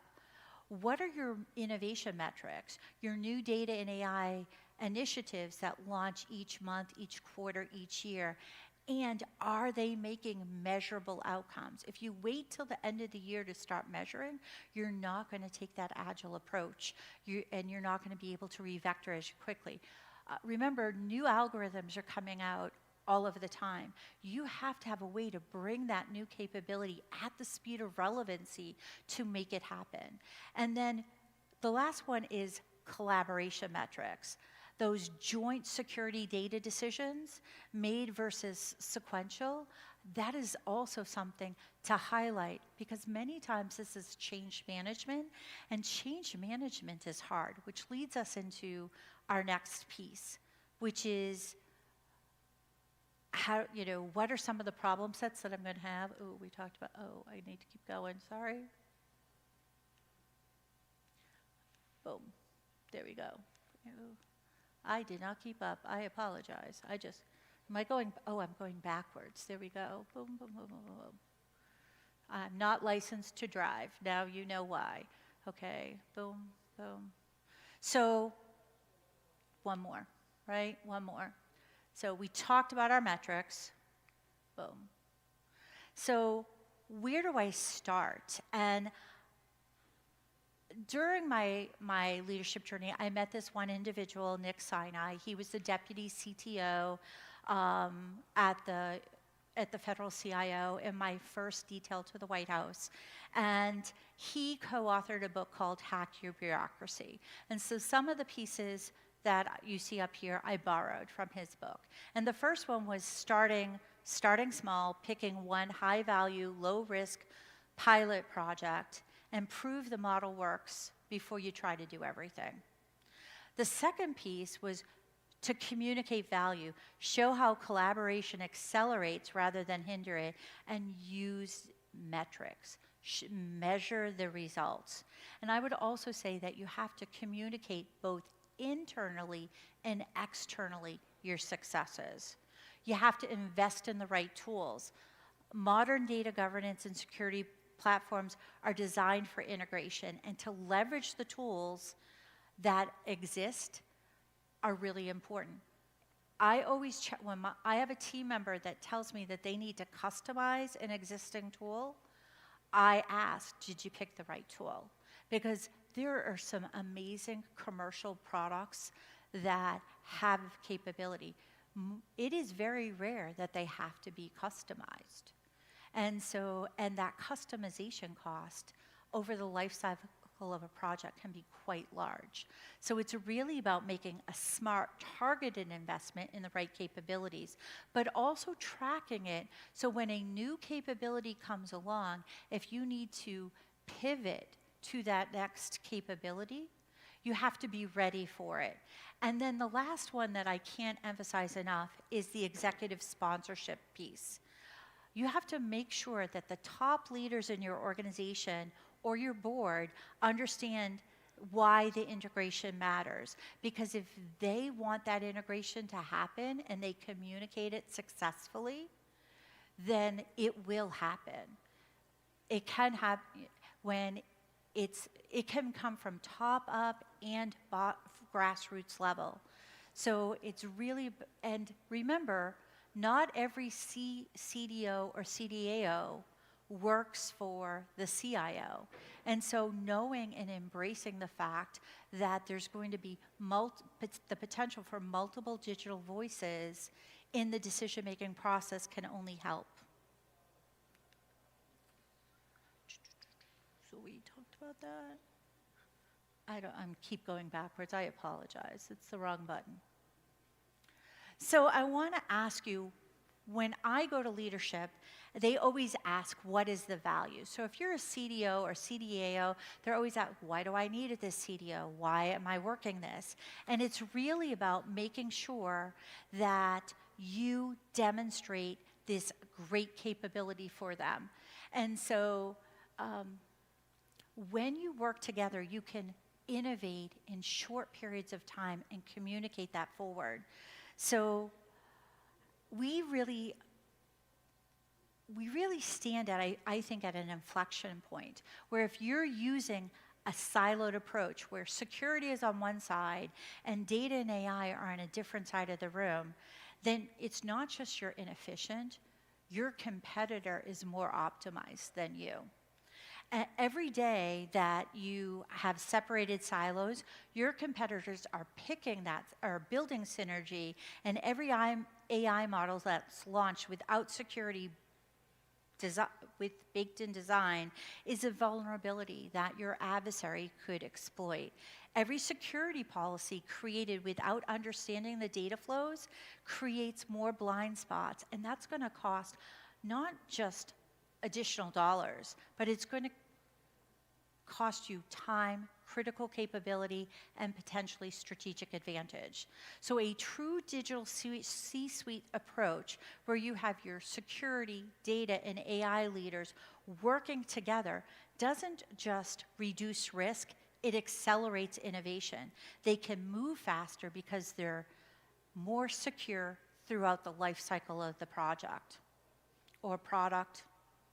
So when you think about what I'm trying to gain, my AI initiatives that are synchronized up front can launch in weeks rather than months because security is designed in it. You're not going to go back and have to rework things. The breaches you prevent because your data teams and security teams are synchronized is also going to definitely save you time and resources. Your competitive advantage that you capture because you can innovate with confidence. And if you are in a regulatory field or you report to board members, they're going to be able to have more confidence in you to move forward. And if you don't, you have, I'm going to say, the potential for additional breaches that may be more challenging to recover. And you may find that your products get canceled because they don't see the value. So, boom, boom, boom, I hit the wrong thing. So, I'm an educator by default. I teach both at the George Washington University and Carnegie Mellon University, and I'm a teacher at heart. So I typically give homework, so I give people homework today. So what I'm gonna ask you to do is if you are in an organization where these two organizations are not seamlessly integrated, I'm going to say in the next 30 days, you need to assess your current state, and you have to be really honest about it, where your biggest security data gaps are, what vulnerabilities exist, what voids fix, because if you don't acknowledge them, you're going to continue them. Next, you need to start that conversation, have those joint meetings, and really move forward together. Identify a quick win and move out. And build your business case. And I will tell you that one strategy that I have found that has worked extremely well through my leadership journey is if you have somebody in your network that is, I'm going to say, the biggest no, invite them to co-lead that project with you, have them own it with you, co-own it with you, and all of a sudden they will start being accountable with you, and that can help you go faster. The transformation from silos to synergies isn't coming. It's here. And the question is, are you ready for it? Are you ready to lead it? Are you all in? And throughout my career, I've learned that the hardest transformations are ones that we delay. The most successful transformations are the ones that we start today. So we have a moment in time where in my community, and we heard it this morning, that cybersecurity is a team sport. Well, the data and AI community say data and AI are team sports. Security isn't supposed to be the referee, it's a starting player. And when you have a chief data officer, a chief AI officer, and chief information security officer all on the same team, all using the same playbook, your organization will win. So 30 days from now, I'll just leave because I got the 1 minute. I'll give you the final thoughts is 30 days from now, you will have either started this journey or you'll have 30 more days of operating in silos. We're at a critical inflection point. Which organization do you want to be? The choice is yours. Thank you. I keep going backwards. I don't know what it is with this button, but did I go? Not a license to drive. Oh, you're right. I almost got off again. Thank you so much, Ms. Celine, for this wonderful opportunity and the fruitful presentation. I would love to ask Mr. Richard to pop in for the photo and the plaque of appreciation.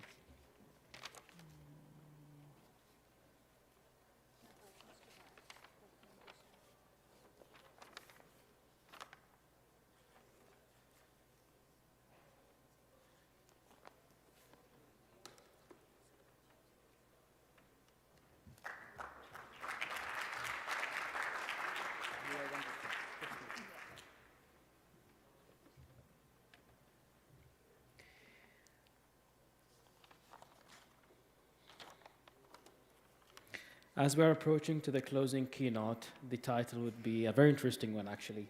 AI Track from Workflows to Agents, the Future of AI Collaboration. Our very special guest is the CEO and co-founder of Gen AI Works. He leads the world's largest AI community, championing inclusive and responsible AI adoption on a global scale, recognized as Australia's ICT Professional of the Year. He's a leading AI educator and influencer with contributions to Forbes, ACM, and Harvard Business Review. His work continues to empower organizations and communities to thrive in AI-enabled world. Without further, please join us in welcoming Mr. Steve Nouri.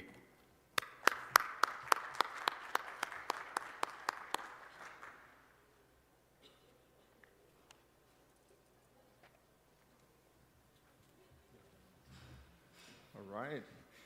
Thank you very much. Super excited to be here. And thank you for having me first time in Kuwait. Very exciting. I'm going to stand between you and the food, so it's the most dangerous place to be. Conscious of the time, please let me know if I'm talking over, because there's no timer in front of me. My background. I'm a data scientist, software engineer. I worked in the AI industry for more than a decade, and I've been mostly working in the academy and government. Before starting my journey as an entrepreneur, as a CEO of Gen AI Works, it's an exciting time to be alive and working in the AI industry. AI agents are corporate Olympics. They are trimming inefficiencies. And as some Altman said, last year's AI models are already commodities. It is scary. It is interesting. But that's why we are here, to talk about AI agents, what is happening in the future. In order to understand what's happening in the future, we need to understand the past and the current stage. So I'm going to give you a little bit of the glance into the what's going to happen. But before that, a little bit more about me. I make a lot of predictions. Probably made around 200 predictions in the last 10 years of my AI journey. And a lot of them, most of them, maybe all of them, came wrong. So there are a couple of them that I'm going to share about. 6 years ago, a company called NVIDIA, a little company called NVIDIA, reached out to me to advise them on GTM. And back then, you can see the share prices. It was very, very little. And I was thinking to myself, if they reached out to me for help, so they're probably not in a great shape. And think what? I was very smart. It worked very, very well for them, unfortunately, but I did not buy any of their stock. So my prediction was great. Another year, just literally next year, I was on a podcast. Data Robot asked me to make predictions about the future of AI and what's going to happen. And yeah, I made the prediction that the next big thing is not going to come only from more data and more compute. the little did I know, there's a guy called Elias Sutskever at OpenAI was betting on more data, more compute, and 1 month later, just like I could have waited 1 month and I wouldn't humiliate myself, but then they literally dropped GPT-3. It was the largest and the state-of-the-art model at that time. So they also showed a lot of interesting that for me to learn. I learned my lesson 3 years ago, literally on the same day. I was in Singapore. I was delivering a keynote for a ministry in Singapore. They asked me to talk about the future of AI again because of my good resume of predicting things. But this time I was a little bit lucky. So I did my research. I predicted that generative AI is going to be the big revolution. And this time, ChatGPT got dropped 3 months later. And I got a call from the minister that like, wow, we thought that you are just,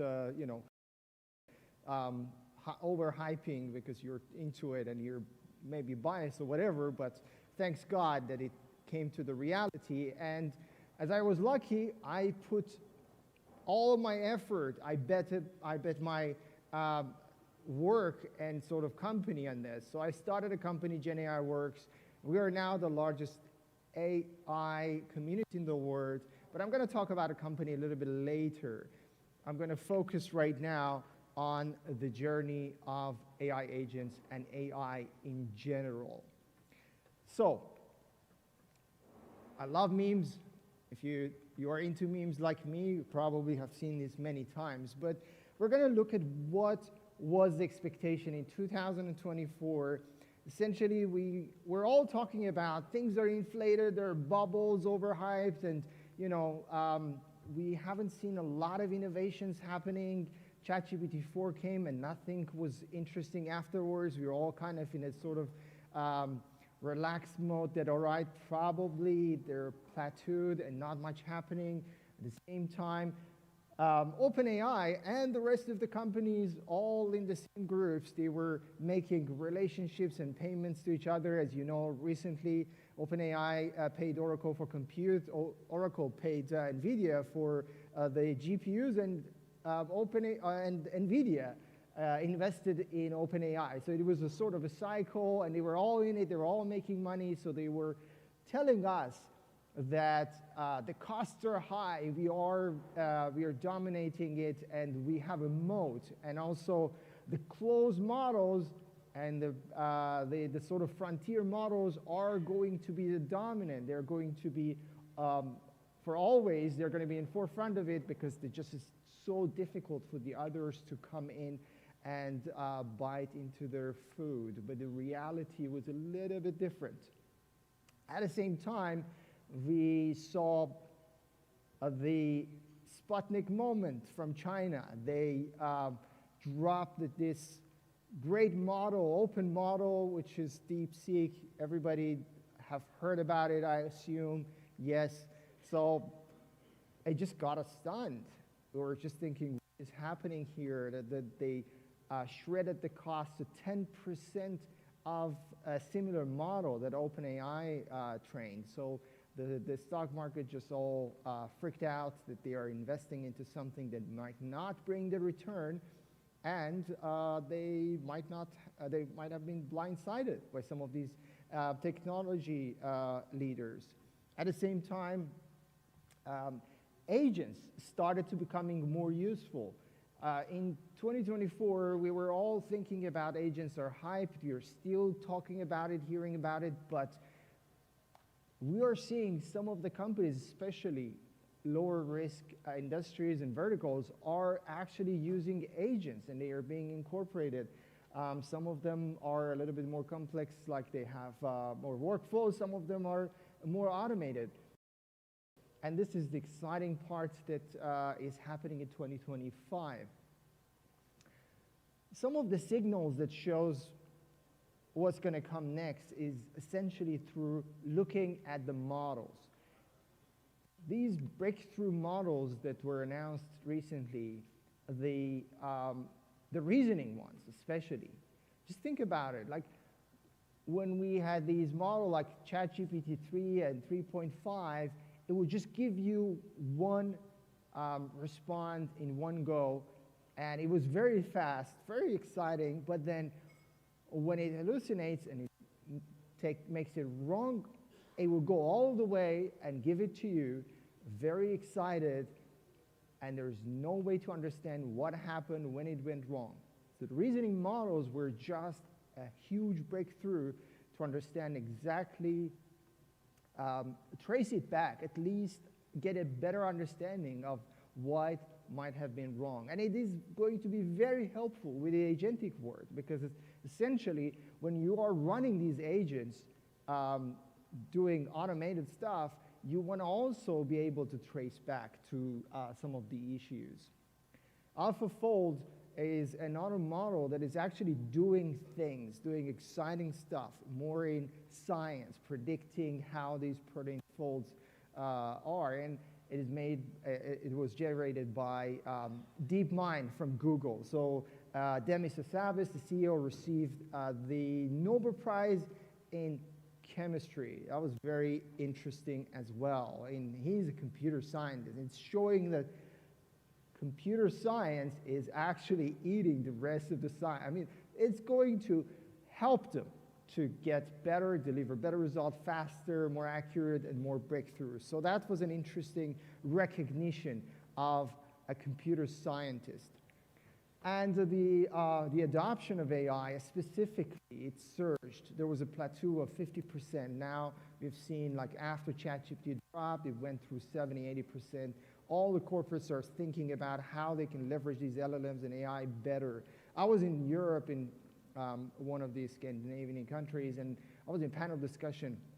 A CEO of one of the largest maritime companies was just literally with me in the panel, and he was like, I'm not too excited about using AI. I don't think it's going to be helping me. It was before ChatGPT. Unless they force me with some regulations, why do I need to do this? I have a moat. Do you want to buy a ship? Do you think it's ready for you to buy it? Do you think it's easy to maintain it and run and things? It's just like, I don't need any risk. These days, I know for the fact that they are moving towards using more AI for optimizing the routes, and a lot more things are happening. So this is very exciting for me to see. These are all signals that we do not have a plateau. We are moving forward. Innovation is happening. And we are in a very exciting time that everybody talks about AI, but then at the same time, because we are seeing a lot of great results, things are getting overhyped in some cases. That I'm super excited, I'm super bullish about AI, but I want to make sure that we have reality check. So when I was working at government, my CTO, I was the head of data science, my CTO would come to me and ask for some random ideas to be delivered with machine learning, and they had no idea if it's possible or not, because there was just so much hype about what machine learning can do, and I'm talking about like 10 years ago. And sometimes they would ask for, doing calculation with AI. I mean, why would you like to do that? But there are lots of things that are overhyped. Like one of the most important ones for me is about expectations from agents. They're still not there yet to replace you in many, many cases. So they're going to help in some of the mundane tasks, and they're going to take over some of the subtasks, but they are not going to replace you at this point. Good news, but there might change in 2 or 3 years. Benchmarks is another one. It's another interesting one. The good news or bad news, the social medias are very important, very influential right now, and think about Elon Musk and Sam Altman always tweeting and trying to overhyping the stuff. But then at the same time, they are leveraging things that are difficult to quantify and qualify, and the benchmarks are one of that. This is one of the benchmarks that was dropped by Grok, is one of the models by Elon Musk company. essentially, there was a lot of controversy about how did they come with these numbers, what are the actual ways that they evaluated the results, and there are lots of controversies around them. So they were a little bit overhyped.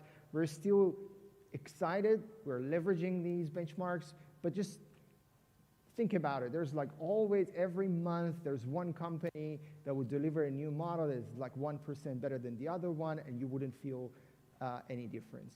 So we are still excited about what breakthroughs might come, and we're going to talk about multimodality is a great one that we have seen, the reasoning. Like, these are the breakthroughs that actually moving the needle.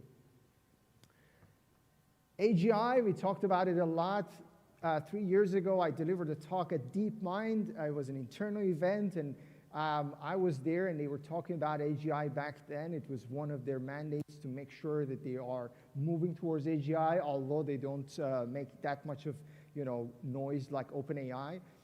At the same time, we're seeing these numbers that are being dropped, like we're 2 years away, 3 years away.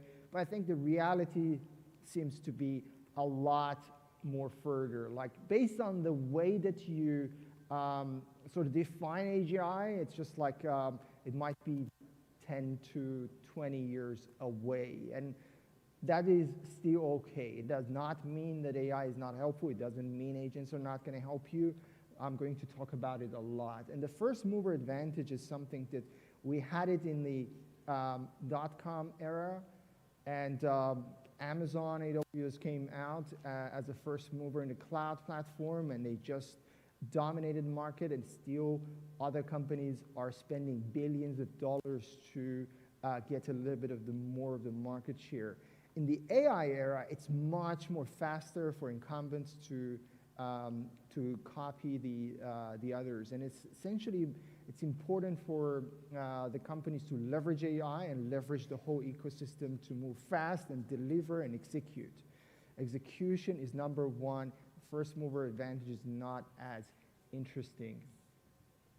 Some of the things that are underhyped. We talked about overhyped, but there are things that I'm bullish about, and I always talk about them. Definitely the costs. We need to understand things are going to get much cheaper. The LLM API is going to get much cheaper. There's going to be pressure from open models, and also China and other countries are entering this market. There would be competition. It's great for us. That's good news. As a company, GenAI is excited. As a user, myself and you should be excited about. Always, it's good to have this kind of push and pull. Thin wrappers and workflows are still working. They're still adding a lot of value. They're making a lot of money. Revenues are coming from these applications. There's a small, tiny company reached out to us to help. We're called Kingmakers because we help these tiny companies, and some of them that are very, very influential, to get great market share and to be more recognized. So this little company reached out to us around 2 years ago. Like around 20 people, and they had, they were a thin wrapper around OpenAI ChatGPT, and they were going to compete with Google. And if you hear about this, you're like, oh my God, that's just nonsense. Don't even think about it. We helped them in 2 years. They got great visibility. They're now a multi-billion-dollar company. They're called Perplexity. Probably have heard about them. They're one of the great companies that are pushing forward the research, specifically the research in the AI. Education got some of the, this is an interesting news. I think a couple of days ago, Accenture just had to let go of couple of thousands of people because they believe they cannot upskill and reskill in the AI world, so they cannot keep up. And this is going to be a problem. As we are excited about what is happening and things are fast and we are all full of adrenaline, it is going to hit a lot of us as well. I think Peter talked about it. There are going to be a lot of layoffs, a lot of people, juniors, and some of them very seniors. It's going to be both ends. The ones that cannot keep up, the one cannot compete, unfortunately going to get the hit. And another important point is, like, we talked about prompt engineering a lot. That was like lots of courses, people were talking about it, there was cheat sheets, lots of, how to, and put a dot here, say thank you very much, they will give you a little bit better answer. But now we know exactly that context engineering is actually the most important one, and the prompt engineering is going to sort of fade away as a sort of a skill. Models are becoming better to understand what actually you're looking for, what do you want from them. So, and they ask questions as well. Specifically, that was an interesting change for DeepSeek. So DeepSeek was one of the models, was very interesting, engaging.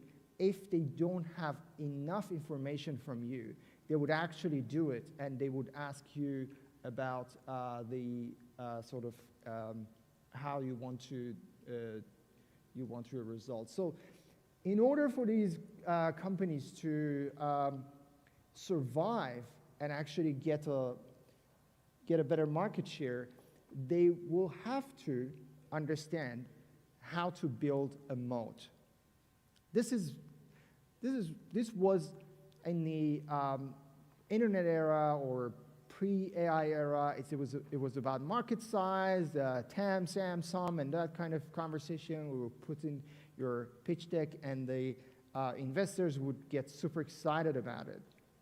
Right now, it's about how you want to defend your product, how you want to stay competitive, and how you want to make sure that you don't get pushed out of the market. So is it what you're building is a real moat, or is it a pothole? And this is the conversation that we're having all the time.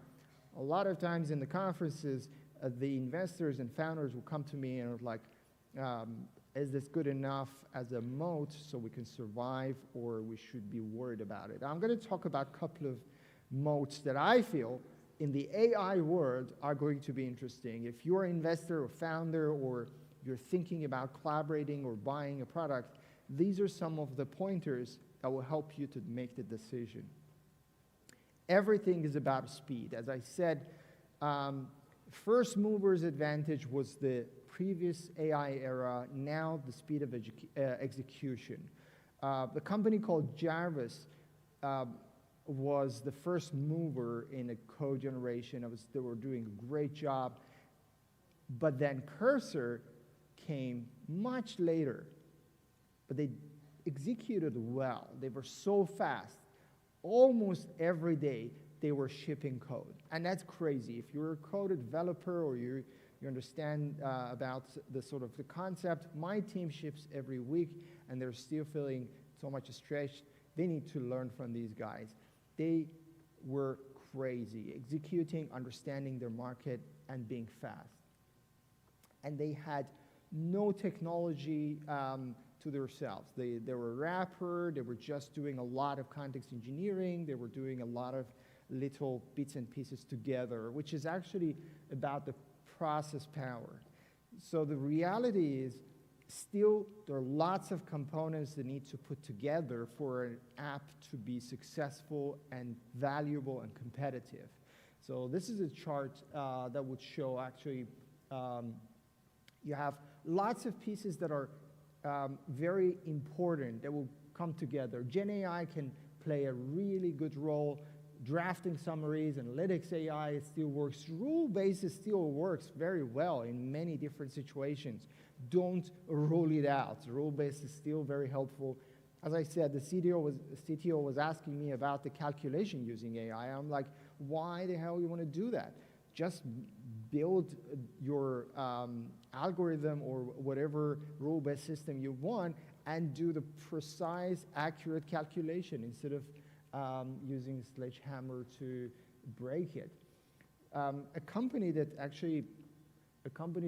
does a great job here, Harvey AI, I'm going to talk about it a little bit later, but essentially in the legal industry, doing a great job with the power. And data, always data. Data is very important. If you have access to proprietary data, if you have access to some processes, interesting information that sets you apart from the others, that is a moat. Some would buy it, some would actually get it from the internet, some would download your data, but that's just essentially super important.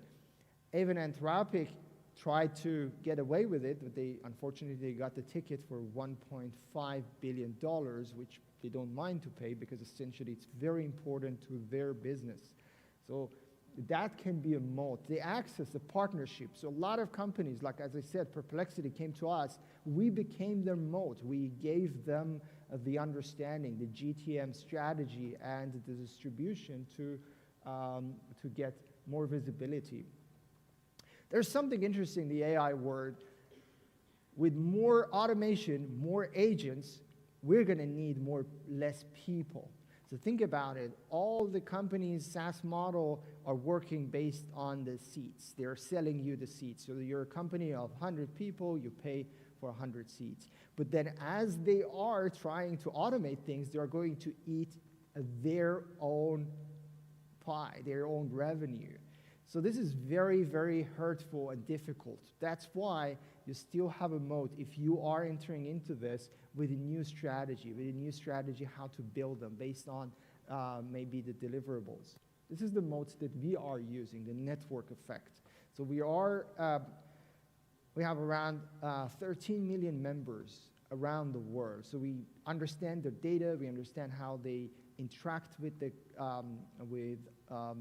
ads, with the content, with our university. We have an AI university. We have a lot of different pieces, and we watch them very closely, and then we use it to train our models and help the AI companies like NVIDIA, Oracle, and Perplexity to social engineer and how to deliver better content, better access to these people. So the network effect is super important. Something that happened just recently, Google decided to show less of these links in their search. So it used to be 100, now they're going with 10, and you need to ask for more and more. What happened within like a day, they wiped out billions of dollars across the board. A company called Reddit, they were usually ranked after 10, like they would be in the second, third, fourth page. So when they decided to get rid of that, they no longer have that kind of visibility. The free lunch was not there. Many of the AI companies were actually betting on getting that kind of free visibility every time somebody searches about terminology, and they would get lucky because a lot of us just were curious. They want to know more about that subject, so we would just scroll and click to see who is in the 5th page, in the 10th page. But now, all of them are going to have difficulty to be ranked in the top 10. And already big AI companies are in the top 10, and they have a secured visibility.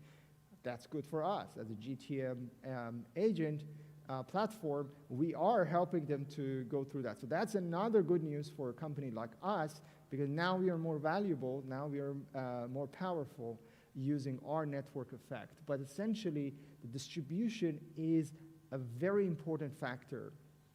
Everybody building these code platforms are generating the codes for you, and everything is faster, but then the distribution is actually getting harder, and the visibility is actually shrinking.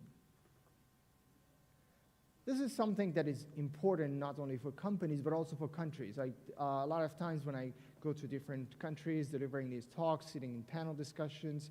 As a matter of fact, I was in Baku last week, not because of the Formula One, but I was in a panel discussion about how Baku can stay competitive in the region, bringing more talents. So talent and building the ecosystem is super important. One of the reasons that DeepSeek moment happened was because of the talent. China has been building the talent pipeline for years and years.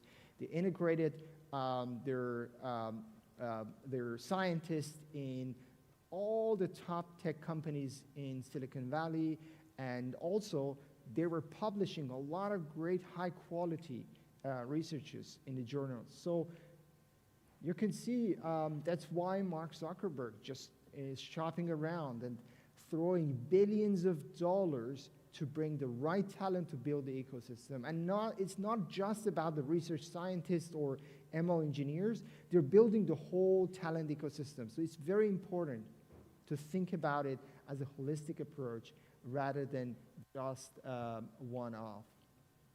And I guess the final one that is very important in the AI era and the agentic era is the evals. It is super relevant to this forum, which is about cybersecurity, because it's about the security. It's about how you evaluate your models. It's about the quality of the results. It's about all the credentials. And instead of KYC, now we have KYA, know your agent. You need to understand how these agents are manipulating data, how they're storing it, who would have access. So it's all about the security. It's like literally, if you want to put together the cybersecurity and agentic world, it's about the evals and the trust. So it is going to be a moat because it is not as easy as it used to be in the sort of software world, the SaaS world. And back then even was not easy. And we're hearing about how cybersecurity is important and how difficult it is to maintain the quality security. But then for agentic world, it is sort of it's like a live ecosystem. It's dynamic, it's changing, it's adapting, and it's moving. So you need to be even more agile, and it's more complex. So it will bring a moat if you're actually doing it. And also evals are not just about the security, it's about the quality as well. So building a feedback loop to make sure that the quality of the model and the platform would increase through the time. Quickly about things that are working and how to build agents if you want to do it right now. Obviously, think about a problem first. I talked about the moats, but the moats do not come very easily right now when you start a project. You need to talk about the problem because you need to survive in order to build a moat. If you don't have the real problem to solve, if the users are not excited about it, you're going to lose, you're going to stay in the pothole, you'll never get to the moat. Model-first approach when you're building a platform, models are going to be most important part of it, but build a thick wrapper around a model so you would have more defensibility. You have the workflows around it. You have a little bit of more smartness. It's not just a sort of a UI around an API. Think about like all the models that are out there and find the best one, put it together, build your stack, and orchestrate how they are collaborating with each other. Our company actually made an orchestrator platform which is open sourced on GitHub right now, and we have thousands of people are using it. That's another way to bring the network effect and building a moat. Now our orchestrator is used by many, many people, so then there is a higher chance that we can push it towards usage of enterprises. I talked about the context as well. The context is the king because essentially that's what you have to play with. The foundation model is not yours, right? This is just by OpenAI or whoever you're using. That's the part that you need to take care of. You need to make sure that you get all the data from the user, all the memories, and then you would store the memory and use it as a context every time they come back. It's better to know them. It's better to customize your results because then that would make a stickiness. And think about AI as a product. Think about it as a thing to deliver value, and think about how you can change the economy of your product. As I said, move away from the seats. That's the old era. Now think about the problems that you have solved and how much you can charge for the efficiency and the quality of your work. This is going to change a lot. It will help with adoption. It will bring a lot of interest from everyone. You will see if somebody told you that AI agents are hyped, These are all using agents in certain capacities. Sierra, up there, is an agent in customer support. They had a 7-figure contract with DHL. They embedded themselves in their processes, so that processes moat, they have data moat, so nobody can touch them because they are going to stay there forever. Another company, Harvey AI, is a legal, essentially having access to the data, having access to the regulations, and also building for specific niche use case. That is their moat, and that's why they're loved by the legal industry. N8N is a company that actually said, we are agents, but they're actually showing you workflow. So actually, you can see the logo, it just looks like a workflow as well. They understand the workflows still work. This is a stepping stone. You go through stepping stone to the final stage, which is the agentic, from co-pilot to autopilot. And there are lots of them. I could talk, and Perplexity is here. We're very excited and proud that we were one of the early partners. So it's a reality, but some of them are in the earlier stages. So you would see a lot of them leveraging still the co-pilots. The future looks very bright. I can tell you that I'm super excited myself. We are building agents for our own platform to help us with marketing. Our agent's going to be ready by the end of this year. For the foreseeable, I would say future, these are a bunch of the predictions that I think is going to happen. Totally believe that agents are going to be coding on behalf of your staff, many of the junior ones, and it will really ship to the prod. That is something that is not happening right now. There will be markets for AI agents, like similar to LinkedIn. They're going to have their own resumes showing what they have done and how they delivered value. That evals that I talked about are going to show itself here. The compliance and security are going to be one of the major important factors for deciding which one of these agents to use. Co-pilots are still underhyped. They're still delivering value. Don't just overlook the co-pilots. I know we're all excited to jump to the final stage and final solution.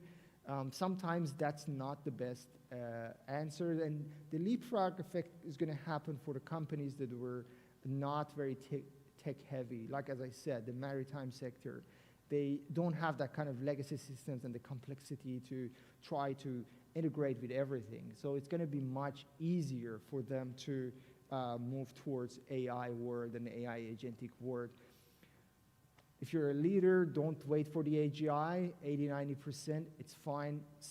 Want to step forward, it would solve a lot of problems.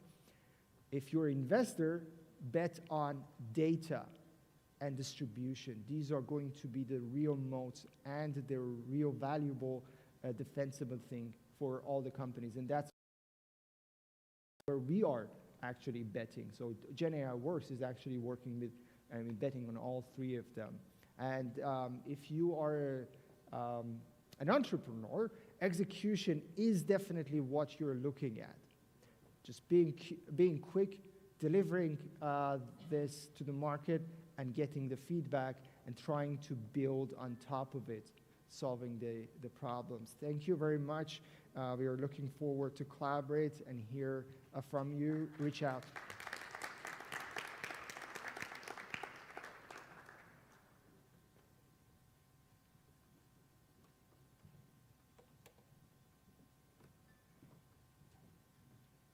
Thank you so much, Steve, for this wonderful and very interesting and hopefully very optimistic future for the AI as well presentation. I would love to welcome again Mr. Richard for the flag of appreciation and the photo opportunity. Thank you very much, Richard. Thank you. Oh, a little bit further, sorry. Here we go.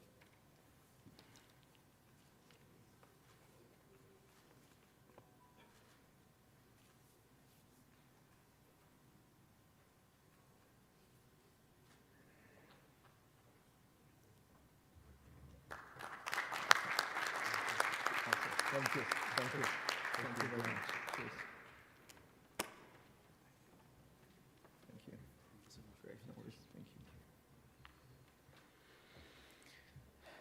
As we're approaching till the end, I could see some exhausted faces here, but yet a lot of gorgeous smiles. We're about to conclude the day one in such a successful way.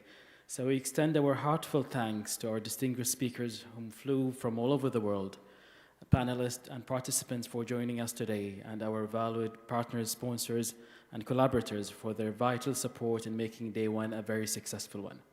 This event is held under the patronage of the Kuwait Foundation for the Advancement of Science, KFAS, with the generous support of the Kuwait International Bank, KIB, Al-Jil Al-Jadid Educational Institute, and Ali Al-Ghanem & Sons. We are privileged to host this forum with the invaluable support of our strategic partner, the National Cybersecurity Center, NCSC, which plays a pivotal role in shaping the cybersecurity landscape in the region. We would also like to once again appreciate our collaborators, the Central Agency for Information Technology, CAIT, Ministry of Defense, MOD, and the Cooperation Council for the Arab States of the Gulf GCC, the American Business Council, the American Chamber of Commerce, AmCham Kuwait, and the Sabah Al-Ahmed Center for Giftedness and Creativity, the Abdus Salam International Center for Theoretical Physics, ICTP, Physics Without Frontiers, as well as our official media partner, AdZone. Lastly, we thank the planning committee from AIU for bringing this all together today. Today's session have been filled with insights and impactful conversations, marking an important step forward in the dialogue on AI and cybersecurity. With that, we officially conclude the formal program of day one of the AI and Cybersecurity GCC Forum hosted by AIU. One more remark, tomorrow is going to be day two, and it shall be held at the official campus of the American International University. And we'll have a load of sessions as well from 9 a.m. till 2 p.m. And I think it's the proper time to have lunch. So thank you so much and have a fabulous day, guys.